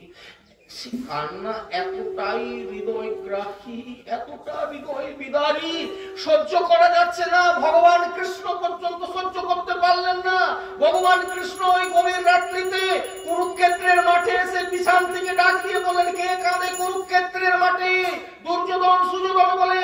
একদিকে কুকুর শেগালের চিৎকার, পচা মরার দুর্গন্ধ, একদিকে বিশ্বের সরসজ্জা, তার মধ্যে একটা নারী কণ্ঠের করুণ আর্তনাদ। কে কাঁদে? পিছন ফিরে গান্ধারী বলে, ও কৃষ্ণ, তুমি এসেছো, তুমি এসেছো, তুমি তো, তোমার জন্যই আজ আমার 100টা পুত্রকে হারাতে হয়েছে। তুমি তো বুদ্ধি দিয়ে, যুক্তি দিয়ে, বাণ বিদ্ধ করে করে গেথে গেথে এক এক করে আমার পুত্রগুলোকে মেরেছো। আমি তোমাকে অভিশাপ দেবো, তুমিও অমনি ভাবে বাণ বিদ্ধকে মরবে। কোন পুণ্যচ্ছেদ দিল না, একবারে একটানা বাঘ, এত বড় একটা বাক্যবান দিলে দিল। তোমাকে আমি অভিশাপ দিলাম। কুরুক্ষেত্রের মাঠে গান্ধারী অভিশাপ দিয়ে দিল কৃষ্ণকে, তুমিও বাণ বিদ্ধ হয়ে মরবে। হাসতে হাসতে কৃষ্ণ মেনে নিল, জননী মেনে নিলাম তোমার অভিশাপ, কিন্তু আমি কি করবো? সব তো তোমার কর্মফল। কোন কথা থেকে এসেছিলাম এবার আপনাদের মনে আছে? কর্মফল। ভগবান কৃষ্ণ বলছেন গান্ধারীকে কুরুক্ষেত্রের মাঠে, কুরুক্ষেত্রের যুদ্ধ শেষ হয়ে যাওয়ার পর, সবই তো তোমার কর্মফল, আমি কি করব? কর্মফল দেখাও, কোন কর্মের ফলে আজকে আমাকে 100টা পুত্র হারিয়ে কাঁদতে হচ্ছে, দেখাও। জননী একটু পিছতে হবে, পিছন দিকে যেতে হবে। আপনারা জায়গাটা মনে রেখেছেন, একটু পিছন দিকে যেতে হবে। মানে কি? আমাদের পূর্ব জন্মের কর্মফল। কর্মফল এরকম, জন্মের পর জন্ম সেটাকে বয়ে নিয়ে বেড়াতে হবে। যতদিন না ভোগ করা হয় ততদিন শেষ হবে না, আর যতদিন না ভোগ করা হয় ততদিন ওর ইন্টারেস্ট বাড়তে থাকবে। ব্যাংক থেকে যদি আপনি ঋণ করে পালিয়ে বেড়ান, আপনি যদি ধরা না দেন, তাহলে নিয়েছিলেন 50,000, আজকে 3 লাখ ফেরত দিতে হবে। দেখুন তার প্রমাণটা মহাভারতের কথায়। পরের পিছনের জীবনটাতে গেল, প্রত্যেকটা জীবনের আমাদের ক্যাসেট হয়ে গেছে, চিপ তৈরি হয়ে গেছে। আমরা কোন জন্মে কি করে এসেছি ও চিপ তো আছে, চোখে দেখতে পাচ্ছি না, কর্মের ফলটা ভোগ করতে হচ্ছে। এই জন্য আপনারা একটা কথা এই জায়গায় এসে আপনাদের বলি, সংসারে প্রত্যেকেরই দুঃখ আছে, কেউ বলবেন আমার ছেলে ভালো নয়, ছেলে আমাকে এরকম গালিগালাজ করে, আমি বাবা হয়ে সহ্য করতে পারি না। মায়েরা কেউ বলবেন বৌমা এসে আজ আমার উপরে ছড়ি ঘোরাচ্ছে, আমি সহ্য করতে পারি না। কেউ বলবে আমার বউটা ভালো নয়, সংসারে এত লোকের ঘরে বউ আছে, তাদের বউ ভালো, আমার বউটা ভালো নয়। আরে সব তো তোর কর্ম। বউকে দোষ দিয়ে কি হবে, ছেলেকে দোষ দিয়ে কি হবে? তো তোমার কর্ম কর। কেন তোমার ছেলে আজকে তোমাকে ভাব দিল না? ও তো তোমার কর্ম কর। আজকে তোমার স্বামী কেন তোমাকে তাড়িয়ে দেবো? তো তোমার কর্ম কর। আজকে তোমার কপাল থেকে তোমার স্বামী হারিয়ে গেল, তো তোমার কর্ম কর। অল্প বয়সে তোমায় দুঃখ যন্ত্রণা ভোগ করতে হচ্ছে, তো তোমার কর্ম। আমরা বুঝি না বলে এগুলো বিধাতাকে দোষ দিয়ে, হয় প্রভু এ কি করলে তুমি আমার। কিন্তু এটা আমাদের কর্ম করা, কারণ আমরা পূর্ব জন্মের যে ইতিহাস আমার তো মনে নেই। ভগবান কৃষ্ণ বললেন গান্ধারী একটু পিছিয়ে যেতে হবে, পূর্ব জন্মের ক্যাসেট বাজানো হলো, দেখো কি এমন কর্মের ফল আছে আমাকে 100 পুত্র হাজে কাঁদতে হবে। পাওয়া গেল না। আরেকটু পিছাতে পিছাও, পরের মানে সে দ্বিতীয় পূর্ব জন্মে ফিরে গেল, তার ক্যাসেট বাজানো হলো না। তৃতীয়, চতুর্থ, পঞ্চম, না, সপ্তম জীবন পর্যন্ত কোন পাপ খুঁজে পাওয়া গেল না গান্ধারীর, যে কারণবশত তাকে 100টা পুত্র হারিয়ে কাঁদতে হবে। ভগবান কৃষ্ণ বলেন আরেকটু পিছাতে, 7 জন্মের পূর্বের জন্ম ক্যাসেট বাজানো হলো, কি পাওয়া গেল? সেই জন্মে গান্ধারী একজন রাজার রানী ছিলেন, একমাত্র রানী। রাজার অনেক রানী থাকে, কিন্তু সেই রাজার উনি একমাত্র রানী ছিলেন। একদিন রাজার কাছে বায়না করলো, মহারাজ আমার একটা আবেদন। কি? বলো রানী, কি? আমি তো আপনার একমাত্র রানী, আমার একটা ইচ্ছা পূর্ণ করবেন। বলো কি, তুমি কি চাও বলো। বলছে আমার গলায় যে বহুমূল্য যে রত্ন হারটা দিয়েছিল, এই হারটা দুলিয়ে দাও। এটা কিরকম আবদার তোমার? তুমি যদি বলো এটা আমি আরো না হয় কিছু স্বর্ণ খচিত করে দিতে পারি, রত্ন খচিত করে দিতে, আর কিছু লাগিয়ে দিতে পারি ভারী করে। বলে না, বৈকুণ্ঠে লক্ষ্মী দেবীর বৈজয়ন্তী মরাটা দুলত, দুলত যখন আমি তোমার একমাত্র রানী, আমার হাতটা তুমি দুলিয়ে দেবে। আগামীকালের মধ্যে যদি আমার হাতটা দুলিয়ে না দাও, আমি আত্মহত্যা করব। রাজা বলে তো মহা মুশকিল কাণ্ড, একমাত্র রানী আমার একটা এমন বায়না করলো যে সেটা আমি পূর্ণ করতে পারছি না, সে আত্মহত্যা করবে। সমস্ত মন্ত্রীদেরকে ডেকে একটা সভা করলো, মন্ত্রীগণ আমি বড় বিপদে পড়েছি, তোমরা রক্ষা করো আমাকে, আমি কি করব? রানী এরকম বায়না করেছে, না হলে সে আগামীকাল আত্মহত্যা করবে। একজন মন্ত্রী মাথা চুলকে চুলকে একখানে বসে সে বলে, একটা বুদ্ধি আমি পেয়েছি মহারাজ, দেখুন তো যদি এটাকে কাজে লাগানো যায়, কি করা যাবে? না বলছে লোকজন ডেকে ওই যে ফড়িং ধরে না বাচ্চারা, ফড়িং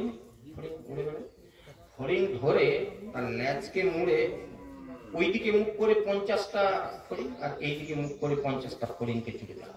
ফড়িং এর একটা ধর্ম আছে, যেদিকে উঠবে ফটফট করে, এইদিকে যখন উঠবে তো ওরা সবাই উঠবে, আর এদিকে উঠলে তো সবাই উঠবে। রাজা শুনে বলে না, মোটামুটি বুদ্ধিটা খারাপ নয়। তো এক কাজ করো, পরের দিন লোকজন ডেকে বলে দিল যে রানীর হাতটার সঙ্গে এরকম তোমরা 50-50-100টা ফড়িংকে জুড়ে দাও, তাহলে এইদিকে যখন যাবে এদিকে চলে যাবে হাতটা এদিকে। এইভাবে করে যখন রানীকে পরিয়ে দেওয়া হলো, রানী দেখলো বা বেশ হয়েছে, এইদিকে বেশ যখন ফটফট করে উঠছে তখন এদিকে হাতটা চলে যাচ্ছে, আবার এদিকে 50টা ফড়িং ফুটফুট করে উঠছে, এদিকে চলে যাচ্ছে। বাহ, খুব খুব আনন্দ, হ্যাঁ আমি খুশি, আমি খুশি, আমি খুশি। এই খুশি খুশি বলতে বলতে না এক একটা ফড়িং নিস্তেজে ঘুমাতে লাগলো। আস্তে আস্তে 100টা ফড়িং ঘুমিয়ে গেল।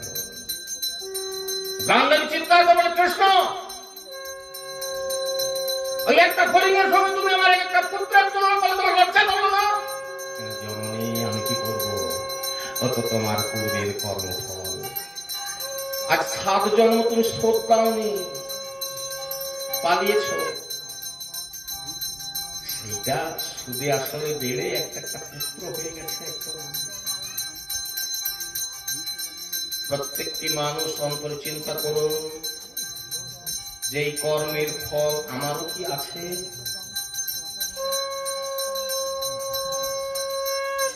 100টা ফড়িং 7 জন্ম আগে মারা গেছিল, এই জন্মে সেগুলো এক একটা পুত্র রূপে এসেছে। ভোগ না করবেন ততক্ষণ সে বাড়তে থাকে। আমি যে কথা থেকে এসেছিলাম, নিত্য সন্নিহিত মৃত্যু, কর্তব্য ধর্ম সঞ্চয়, কিছু ধর্ম সঞ্চয় করো, যে ধর্মগুলো আমাদের পরের জীবনে কাজে লাগবে, যে আমাদেরকে বয়ে নিয়ে যাবে। শুধু তাই না, আপনাদের চোখের কাছে একটা জায়গায় আন্ডারলাইন আমি লাগিয়ে দিয়ে যাই, কখনো চিন্তা করবেন আজকে রাত্রে শুয়ে বাবাজি কি বলবো।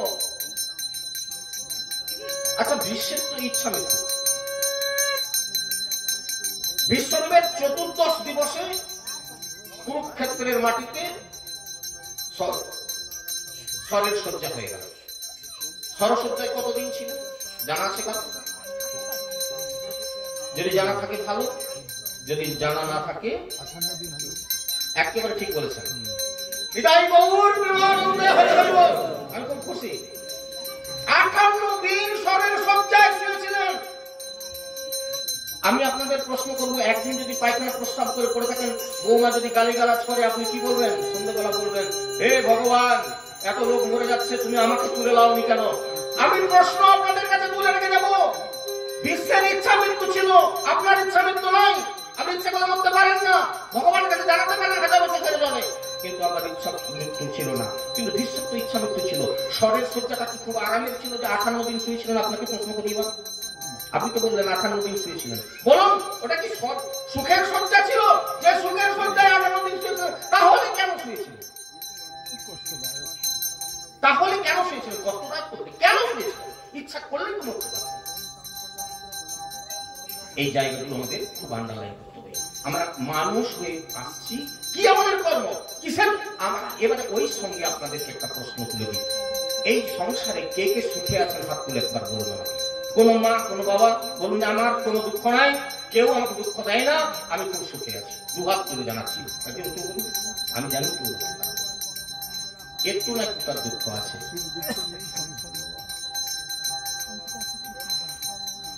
কি সুখে বিশ্বদেব 58 দিন শুয়েছিলেন স্বরের শয্যায়। যে প্রশ্নটা বিশ্বদেব করেছিলেন ভগবান কৃষ্ণকে, কবে করেছিলেন? আপনারা শ্রীমদ্ ভাগবত খুলবেন, প্রথম অধ্যায়ে বিশ্বের প্রয়াণ। আজকে এই কথাটা স্মরণ করছি এই কারণে, অম্বিকা বাবু আজকে মাতৃদেবীর প্রাপ্তি দিবস, সেই কারণবশত বিশ্বের এই সরসজ্জাটা একটু স্মরণ করে নিলাম মাত্র। কেন তিনি এই 58 দিন শুয়েছিলেন স্বরের শয্যায়, সে কাহিনীটা একটু দেখছি। মহাভারতের যুদ্ধ শেষ হয়ে গেল, হস্তিনাপুরের রাজ সিংহাসন পাণ্ডবদের অধিকারে এসে গেল। যুধিষ্ঠির রাজা হবেন, খুব আনন্দ। রাজ্যের লোক জানল যে ধর্মরাজ যুধিষ্ঠির এবার রাজা হবেন। ভগবান কৃষ্ণ যুধিষ্ঠিরকে বলছে, তাহলে যুধিষ্ঠির তুমি একটা দিন ঠিক করো যেদিন তোমার রাজ্যাভিষেক হবে, আর তোমাকে আমি রাজ সিংহাসনে বসিয়ে দিই, আমি দ্বারকায় ফিরে যাবো। এতদিন থাকলাম তোমাদের সঙ্গে যখন, তাহলে তোমার রাজ্যাভিষেকটা দেখে আমি তাকে দ্বারকায় যাবো। যুধিষ্ঠির মহারাজ শুধু কৃষ্ণকে জড়িয়ে ধরে কাঁদলেন, কৃষ্ণ আমি রাজা হতে চাই না, আমি ওই সিংহাসনে বসতে চাই না। কেন? এই সিংহাসনের জন্য যুদ্ধ হলো, ওরা কথা দিয়েছিল, যুদ্ধে পরাজয় ওদের হয়ে গেল। আপনি রাজা হবেন, রাজ্যের মানুষ আপনাদের দিকে আপনার দিকে তাকিয়ে আছে, আপনি কেন রাজা হবেন না? কৃষ্ণ আমার ভালো লাগে না। কেন ভালো লাগে না জানো?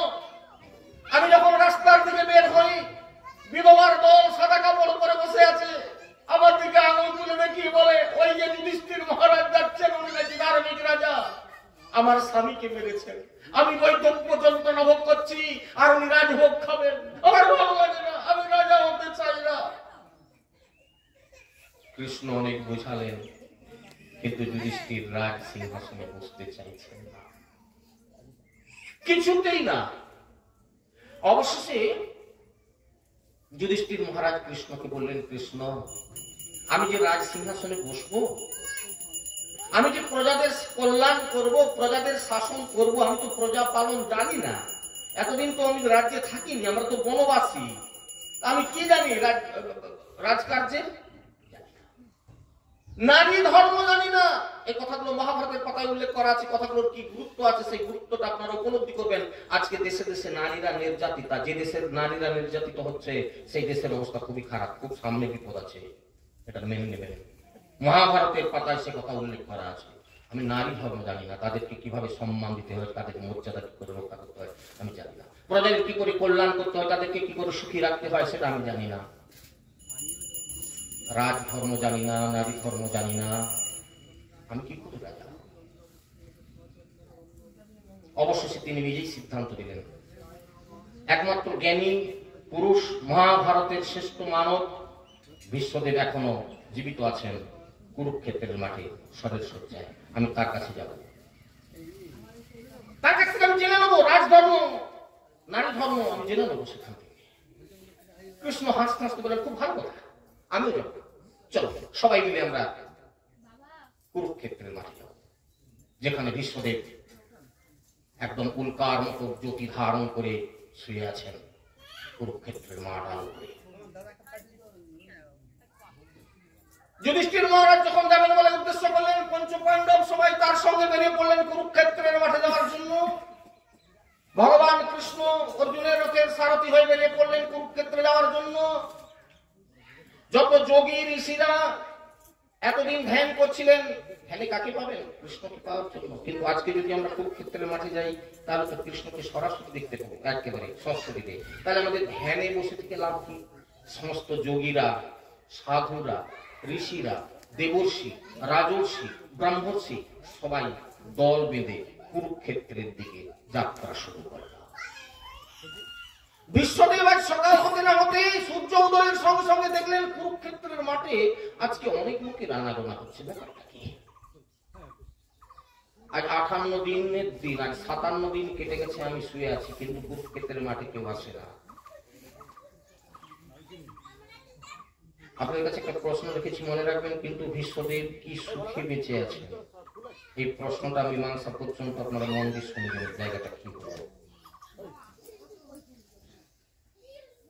তিনি চিন্তা করছেন আজকে কি তাহলে কিছু একটা ঘটবে কুরুক্ষেত্রের মাঠে, এত লোকের আনাগোনা হচ্ছে।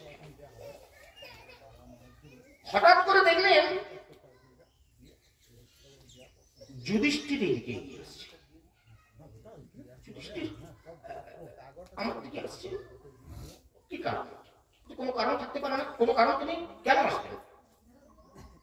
শুধু আসছেন তাই না,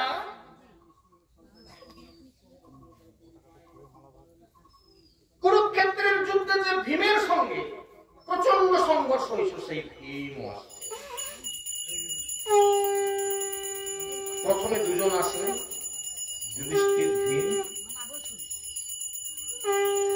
শুধু এলেন না, বিশ্বদেবের সরসজ্জার পাশে এসে প্রণাম করলেন। এই জায়গাটা আপনাদের বলবো একটা আন্ডারলাইন লাগাতে, প্রণাম করলেন। মহাভারতের পাতায় প্রণাম করলেন। কেন এই জায়গায় আন্ডারলাইন লাগালাম? শ্রীমদ্ ভগবত গীতা যাদের ভালো করে পড়াচ্ছে, এই শ্লোকটা দেখুন তো আপনাদের মনে হয় কিনা? তদ্বিদ্ধি প্রণিপাতেন পরিপ্রশ্নেন সেবয়া উপদেক্ষন্তি তে জ্ঞানম জ্ঞানিনো তত্ত্বদর্শিনো। আপনি যদি তত্ত্বদর্শী হতে চান, আপনি যদি জ্ঞানী হতে চান, তাহলে প্রথমে প্রণামটা করতে শেখুন। প্রণাম, কারণ বাড়িতে যাবেন গুরুজনদেরকে গিয়ে প্রণাম করবেন। এখন ছেলেরা শ্বশুর বাড়ি গিয়ে বা শ্বশুর শাশুড়িকে প্রণাম করে না, থাকবো এরকম একটা ডিজাইন আছে। ভগবানের কাছেও হাঁটু গেড়ে প্রণাম করে না। মন্দির আছে, গাড়িতে চলে যাচ্ছে বা হেঁটে যাচ্ছে, যাই এই যে যেটা দেখাচ্ছে এইরকম প্রণাম। বাবা মা কিন্তু প্রণাম করে না। মায়েদেরকে প্রশ্ন করবো, সন্ধ্যা দেওয়ার পর, আজ থেকে যদি 20 বছর পিছিয়ে যাই, একটা নিয়ম আমাদের বাংলায় অন্তত চালু ছিল, সন্ধ্যা দেওয়ার পর বাড়িতে গুরুজনরা থাকে, তাদেরকে প্রণাম করতো। কয়জন বাড়ি? কটা বাড়িতে হয়? হয় নাই বলছি না, কটা বাড়িতে হয়? খুব কম। শ্বশুর শাশুড়িকে আর প্রণাম করে না, স্বামীকে আর প্রণাম করে না, উচ্ছেদ হয়ে গেছে। কি বিপদটা হয়েছে বা কি লাভটা হয়েছে যদি একটু অঙ্ক করে দেখি, করলে কি হতো, না করলে কি হচ্ছে, একটা জায়গা অন্তত বলি। সকাল থেকে স্বামী স্ত্রীতে মুখ মাখামাখি, কাদের বাড়িতে হয় না? আপনাদের কারো বাড়িতে হয় না, তাই না? আমাদের ওপাশ থেকে হয়।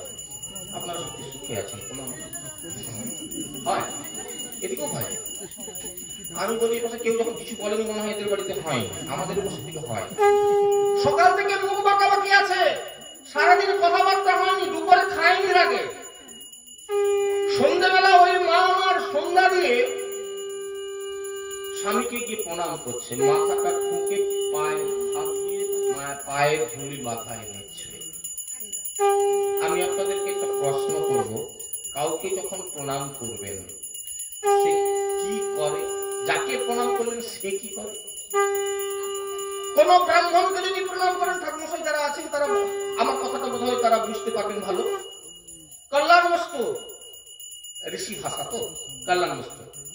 কোন বৈষ্ণবকে প্রণাম করবেন, বাবা কৃষ্ণ পদে মতি হোক, রাধারানীর করুণা লাভ করো বাবা। হ্যাঁ, পিতা মাতাকে প্রণাম করবেন, দীর্ঘজীবী হোক, সুখে থাকো বাবা। হ্যাঁ, মাটি মুঠা করলে সোনা হোক, অনেক বাড়িতে এরকম বলে। কিছু না কিছু বলতে হবে। এটা থেকে আপনারা বঞ্চিত হয়ে গেলেন, এই জন্মে এই প্রজন্ম বঞ্চিত হয়ে গেল এই কথাটা থেকে।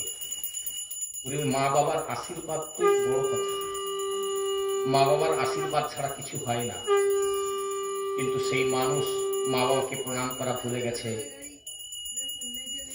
স্বামীর সুখে স্ত্রীকে সুখী হতে হয়, পতির সুখে পত্নীর আনন্দ হয়। পতির সুখ যারা ভুলে গেল তারা সুখী হবে কি করে? তাই তো আজকে ডিভোর্সের মামলা কোর্টে নিতে পারছে না। আপনারা পরিসংখ্যানটা কি জানা আছে? গত বছরের পরিসংখ্যান, শতকরা নাকি 78% মেয়েরা বর্তমানে ডিভোর্স চাচ্ছে। 78, মানে 80 হতে দুটো বাকি। আপনারা বলবেন না হয়, এটা মিথ্যা কথা, আপনারা বুঝতে পারছেন না। হ্যাঁ, সুতরাং এই জায়গাটা একটা আন্ডারলাইন করতে হবে। কেন এত ডিভোর্সের মামলা হচ্ছে? কেন? কারণ হচ্ছে এই প্রণামটা উঠে গেছে। প্রণামটা শুরু করে দেন, দেখবেন ঘরের হাল আলাদা হয়ে যাবে। পিতা মাতাকে প্রণাম করুক ছেলে মেয়েরা, মায়েরা আমার স্বামীকে, শাশুড়িকে, শ্বশুরকে প্রণাম করুক, সন্ধ্যা বাতিটা রেখে দিয়ে জগৎ বদলে যাবে। জগতের এই ছোট ছোট কথাগুলো আমরা ভুল করি। এই জন্য শুধু শুনে নিলে চলবে না। মহাভারতের কথায় বিশ্বদেব স্বরের শয্যায় শুয়ে আছে, ভীম আর যুধিষ্ঠির গিয়ে তাকে প্রণাম করলো। প্রণাম করার পর কি হলো? ওই তো চিত হয়ে শুয়ে আছেন, বিশ্বর শয্যাটা তো উপর দিকে মুখ করে শুয়ে আছেন, দুপাশ দিয়ে চোখের জল গড়িয়ে টপ টপ করে কানের কাজ দিয়ে পড়ছে। কেন চোখে জল আসলো? খুব গভীর ভাবে ভাবুন। যাদেরকে আমার প্ররোচনায় একদিন যত গৃহে পুড়িয়ে মারার আমি সিদ্ধান্ত দিয়েছিলাম, সেই রাজসভায় আমি ছিলাম। পাণ্ডবদের মুখে বিষ তুলে দেওয়ার কথা আমি তো বলেছিলাম। কুরুক্ষেত্রের যুদ্ধে পাণ্ডবকে নিঃশেষ করার প্রতিজ্ঞা আমি নিয়েছিলাম। আর আজকে সেই পাণ্ডব শ্রেষ্ঠ ধর্মবীর যুধিষ্ঠির আমাকে এসে প্রণাম করছে। এর থেকে বড় সাজার কিছু নাই। হৃদয়ের অনুতাপ আনলে যেদিন জর্জরিত হতে হয়, সেই দিন তো আসল বিচার বুঝতে পারা যায়। অনেক কিছু করেও কিছু হয় না। আজকে কাঁদতে হবে, তাকে আজকে বিশ্বদেবের দু চোখ গড়িয়ে জল পড়তে লাগলো তাদের কাছ দিয়ে। কাঁদতে কাঁদতে যখন ভাবছে যুধিষ্ঠির এলো, ভীম এলো, তাহলে কি ধনুর্ধারী অর্জুনও এসেছে? আর যদি অর্জুন আসে, অঙ্কটা খুব মন দিয়ে শুনবেন, যদি অর্জুন এসে থাকে, অর্জুনের রথের সারথি তো কৃষ্ণ, তাহলে কৃষ্ণকেও আসতে হবে। যদি এসে থাকে তাহলে এতদিন আমি যে স্বরের শয্যার যন্ত্রণা সহ্য করেছি, আজ কৃষ্ণের কাছে চোখের জলে আমি সেইখান থেকে বিদায়। কোন দিনটা আমাদের মৃত্যুর দিন হওয়া উচিত বা বুঝতে পেরেছেন? আজকে 84 দিনের স্বরের শয্যার যন্ত্রণা সহ্য করেছেন, কিন্তু আজকে যখন একটা আশার আলো দেখা যাচ্ছে, যখন ভীম এসেছেন, যুধিষ্ঠির এসেছেন, তাহলে কি ধনুর্ধারী অর্জুন এসেছেন, এমন সময় দূরে দেখা গেল অর্জুনের রথের পতাকাটা উঠছে। চোখ দুটো যেন ছলছল করে উঠলো, দরদর করে চোখের জল গড়িয়ে পড়তে লাগলো। কৃষ্ণ, তবে কি তুমি এসেছো? যদি এসে থাকো, একদিন তোমায় তাড়িয়ে দিয়েছিলাম, কিন্তু আজ 84 দিনের এই কঠিন শরীর সজ্জার যন্ত্রণাকে উপলব্ধি করেও আমার ইচ্ছা মৃত্যু থাকা সত্ত্বেও আমি মরণকে বরণ করিনি। শুধুমাত্র তোমাকে দর্শন করতে করতে যাব বলে জম জগবাপি শরণ ভাবং তদন্তন্তে করে করম তবে তবে বৈতি কন্তীয় সদা তদ্ভাব ভাবিত। শুধু তোমার চিন্তা করে চলেছি এই 84 দিন ধরে। শুধু তোমাকে দর্শন করতে করতে আমি দেহ থেকে প্রাণটা ছাড়বো বলে। যদি এসে দেখো, তবে একবার আমার দৃষ্টির গোচরে এসে দাঁড়াও। ভগবান সব সইতে পারেন, ভক্তের চোখের জল সইতে পারেন না। তিনি একবারে বিগলিত হয়ে যান। তাই তো ভগবান আর লুকিয়ে থাকতে পারলেন না। ধীরে ধীরে ধীরে ধীরে বিশ্বদেবের দৃষ্টি গোচর হলেন। আনন্দে দু চোখ নেচে উঠল বিশ্বদেবীর। কৃষ্ণ কৃষ্ণের স্তব শুরু করলেন। তোমাকে কুরুক্ষেত্রের প্রাঙ্গণে কি কঠিন সংগ্রামের সময়, যখন আমার শরীর, সারা শরীর ক্ষত বিক্ষত হয়ে গিয়েছিল। অর্জুনের স্বরে যখন আমার শরীর ক্ষত বিক্ষত হয়ে গিয়েছিল, তোমার উপরে আমার রাগ হয়েছিল। তুমি যুদ্ধের আগে প্রতিজ্ঞা করেছিলে কুরুক্ষেত্রের যুদ্ধে আমি অস্ত্র ধারণ করবো না। আর আমিও চ্যালেঞ্জ করে বলেছিলাম তোমাকে যুদ্ধের সময় অস্ত্র ধারণ করাবো। তুমি সইতে না পেরে রথ থেকে লাভ মেরে একটা ভাঙা রথের চাকা নিয়ে আমাকে হত্যা করতে দৌড়ে এসেছিলে। কৃষ্ণ, আজ শান্ত সৌম্য মূর্তিতে তুমি আমার চোখের সামনে দাঁড়াও। তোমার ওই শান্ত সৌম্য রূপ দর্শন করতে করতে এই পৃথিবীতে কি আজই আমার সেই মৃত্যুর দিনটা নির্বাচন করতে চাই। যতক্ষণ এই দেহের থেকে প্রাণ না যায়, কৃষ্ণ, আমার শেষ প্রার্থনা, তুমি ওখান থেকে একটি পাও নড়তে পারবে না। আমরাও তো বেঁচে আছি, কিসের জ্বালায় বেঁচে আছি? সবাই তো দুঃখে বেঁচে আছেন। তাহলে কি আছে? যদি কৃষ্ণ পাওয়ার ইচ্ছা থাকে, যদি কৃষ্ণ ভজনের ইচ্ছা থাকে, তাহলে বাঁচুন, নাহলে দেহ থেকে কিছু লাভ হয়। আজকে যেটা প্রমাণ করে দিলেন কুরুক্ষেত্রের মাঠে, বিশ্বদেব একেবারে শেষাংশে পৌঁছে গেছেন। দিনের শেষে পাখিরা যেমন বাসায় ফিরে যায়, তেমনি ভাবে বিশ্বদেবের সারাটা জীবন কাটিয়ে আজকে বোধহয় সেই বাসায় ফেরার বেলা এসে গেছে। কৃষ্ণের স্তব করতে করতে, আর কৃষ্ণ তখন একেবারে সামনে এসে দাঁড়িয়ে গেছেন। বিশ্বদেব বলছেন, কৃষ্ণ, আজই আমার জীবনের শেষ দিন হোক, তোমার চরণে আমার এই নিবেদন। আজকে 84 দিনের 58 দিনের এই কঠিন স্বরের যন্ত্রণা আমি সহ্য করেছি শুধু তোমাকে দর্শন করবার আশায়। আমার ইচ্ছা তুমি পূর্ণ করেছ, কিন্তু কৃষ্ণ, আমার শেষ একটা প্রশ্নের উত্তর তুমি দেবে। আমার তো ইচ্ছা মৃত্যু ছিল, কেন আমি মরতে পারলাম না? এই 58 দিন আমাকে ঈশ্বরের যন্ত্রণা সহ্য করতে হবে। ভগবান কৃষ্ণ বললেন, পিতামহ, এ তো আপনার কর্মের ফল। আবারও সেই জায়গায় এলাম, কর্মফল। 3টে কথা বলেছিলাম, আপনাদের মনে আছে, সুকৃতি ফল, কর্মফল, পাপ পুণ্য, সেই কর্মফলের জায়গায় উদাহরণ দিতে গিয়ে মহাভারতে এই কথা আপনাদের আমি তুলে দিলাম। কি এমন কর্মের ফল? কতদিনের কর্মের ফল? বিশ্বদেব একটু পিছনে পিছাতে হবে। কতটা পিছালেন? 1 জন্ম, 2 জন্ম, 3 জন্ম, 4 জন্ম নয়, 10 জন্ম, 20 জন্ম নয়, 50টা জন্ম, 80টা জন্ম নয়, 100টা জন্ম পূর্বে, 100 জন্ম পূর্বে, 101 পূর্ব জন্মে, 101 পূর্ব জন্মে ক্যাসেটটা বাজানো হলো। কি ছিল সেই ক্যাসেটে? কি বল? সেদিনকে তুমি একজন রাজা ছিলে, একটা রথে চড়ে যাচ্ছিল একটা রাস্তা দিয়ে, তোমার সারথি রথটা থামিয়ে দিল মাঝপথে।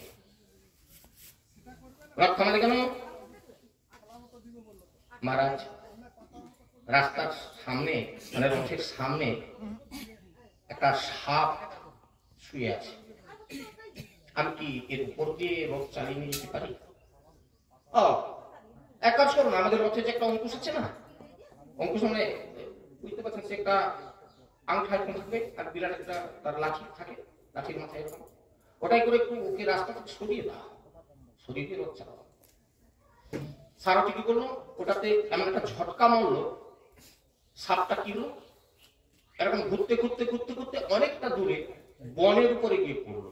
বন কিসের বন? কাঁটা বন, বড় বড় কাঁটা গাছ, সেই কাঁটা গাছের উপরে গিয়ে ওই সাপটা পড়ে গেল। সাপটা কিরকম করে পড়লো, তো এঁকে বেঁকে, মানে যখন সাপ এরকম ফিকে দিবেন বন্ধন বন্ধন করে যখন ঘুরতে ঘুরতে যাবেন না, তখন দেখবেন ইড়িং বিড়িং করে আঁকা বাঁকা অবস্থায় কাঁটার উপরে পড়ে গেল। সেখানে পড়ে গেল, সেইখান দিয়েই কাঁটাগুলো তার সারা শরীরে বিদ্ধ হয়ে গেল। সাপটা আর নড়তে চড়তে পারলো না, ওইখানে থেকেই ওই বৃদ্ধ অবস্থায় যতটা দিন বেঁচে থাকা, তারপর ওইভাবে সে মারা গেল। 100টা জন্ম কেটে গেছে, তার ইন্টারেস্টে আজকে তোমাকে এই কুরুক্ষেত্রের মাঠে 58টা দিন শরীর শয্যায় শুয়ে দেবে। আশা করি বুঝতে পেরেছেন সেই কর্মফল থেকে কি করে আমরা লাভ করব। আসুন চলে আসি আজকের আমাদের ভাগবতী কথায়। এটা প্রস্তাবনা গেল, আশা করি বুঝতে পেরেছেন যে কর্মফল এমন একটা বস্তু যেটা আমাদেরকে জন্মের পর জন্ম বয়ে নিয়ে বেড়াতে হবে, এর থেকে মুক্তি লাভের কোনো উপায় নাই। বিশ্বদেবের মতো এরকম এত বড় পুরুষকেও মেনে নিতে হয়েছিল। ভগবান কৃষ্ণকে পর্যন্ত গান্ধারীর অভিশাপ মেনে নিতে হয়েছিল। তাকে কিভাবে ভগবান কৃষ্ণ দাপর লীলা কি করে সংকলন করলেন? ব্যাধের বাণে। তবে এর পূর্ব থেকে নির্ধারণ করা ছিল।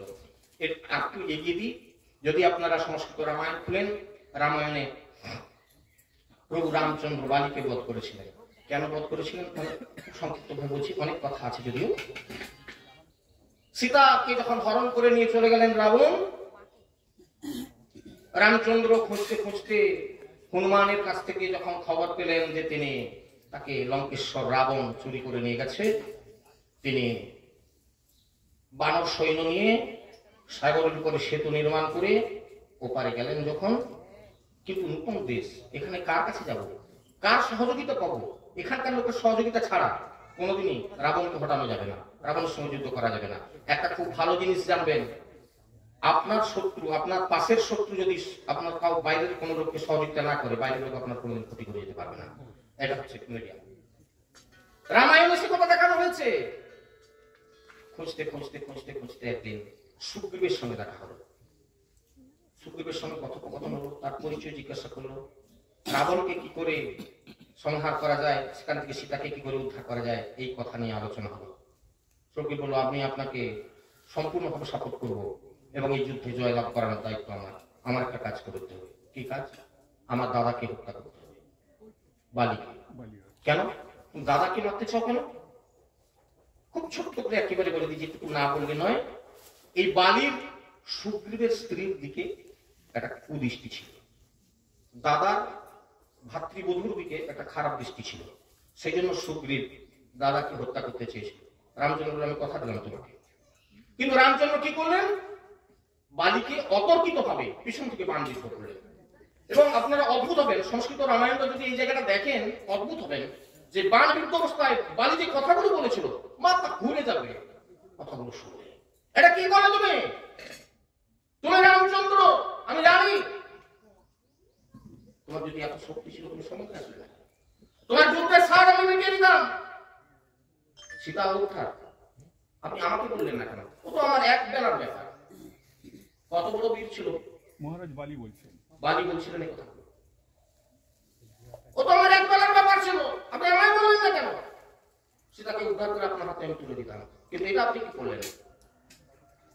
আপনি অপরাধ করলেন, আপনার খাদ্য ধর্মের আপনি অবমাননা করলেন। ক্ষত্রিয়ের এটা ধর্ম নয় পিছন থেকে কাউকে অতর্কিতভাবে বাণবিদ্ধ করা। আমি আপনাকে অভিশাপ দেব, আমাকে যেমন অতর্কিতভাবে আপনি বাণবিদ্ধ করে হত্যা করলেন, আপনাকেও বাণবিদ্ধ হয়ে প্রাণ ত্যাগ করতে হবে। রামকৃষ্ণ সেদিন বলেছিল, মেনে নিলাম, তবে এই জন্মে নয়, আগামী দাপর লীলাতে কৃষ্ণ অবতারে। আর আজকে জাস্ট সেই কথাটা গান্ধারী আজ বলে দিল নতুন করে। সেই কথা প্রত্যেকটা পুরাণের সঙ্গে এইভাবে তার শাস্ত্রীয় মানে সম্পর্ক আছে, একই কথা নয়। আমরা এবার এগিয়ে যাচ্ছি। আমাদের যে কথাটা নিয়ে আজকে এগোচ্ছি সেই কথাটা হচ্ছে কর্তব্য ধর্ম সঞ্চয়। খুব সংক্ষিপ্ত ভাবে এগিয়ে যাব।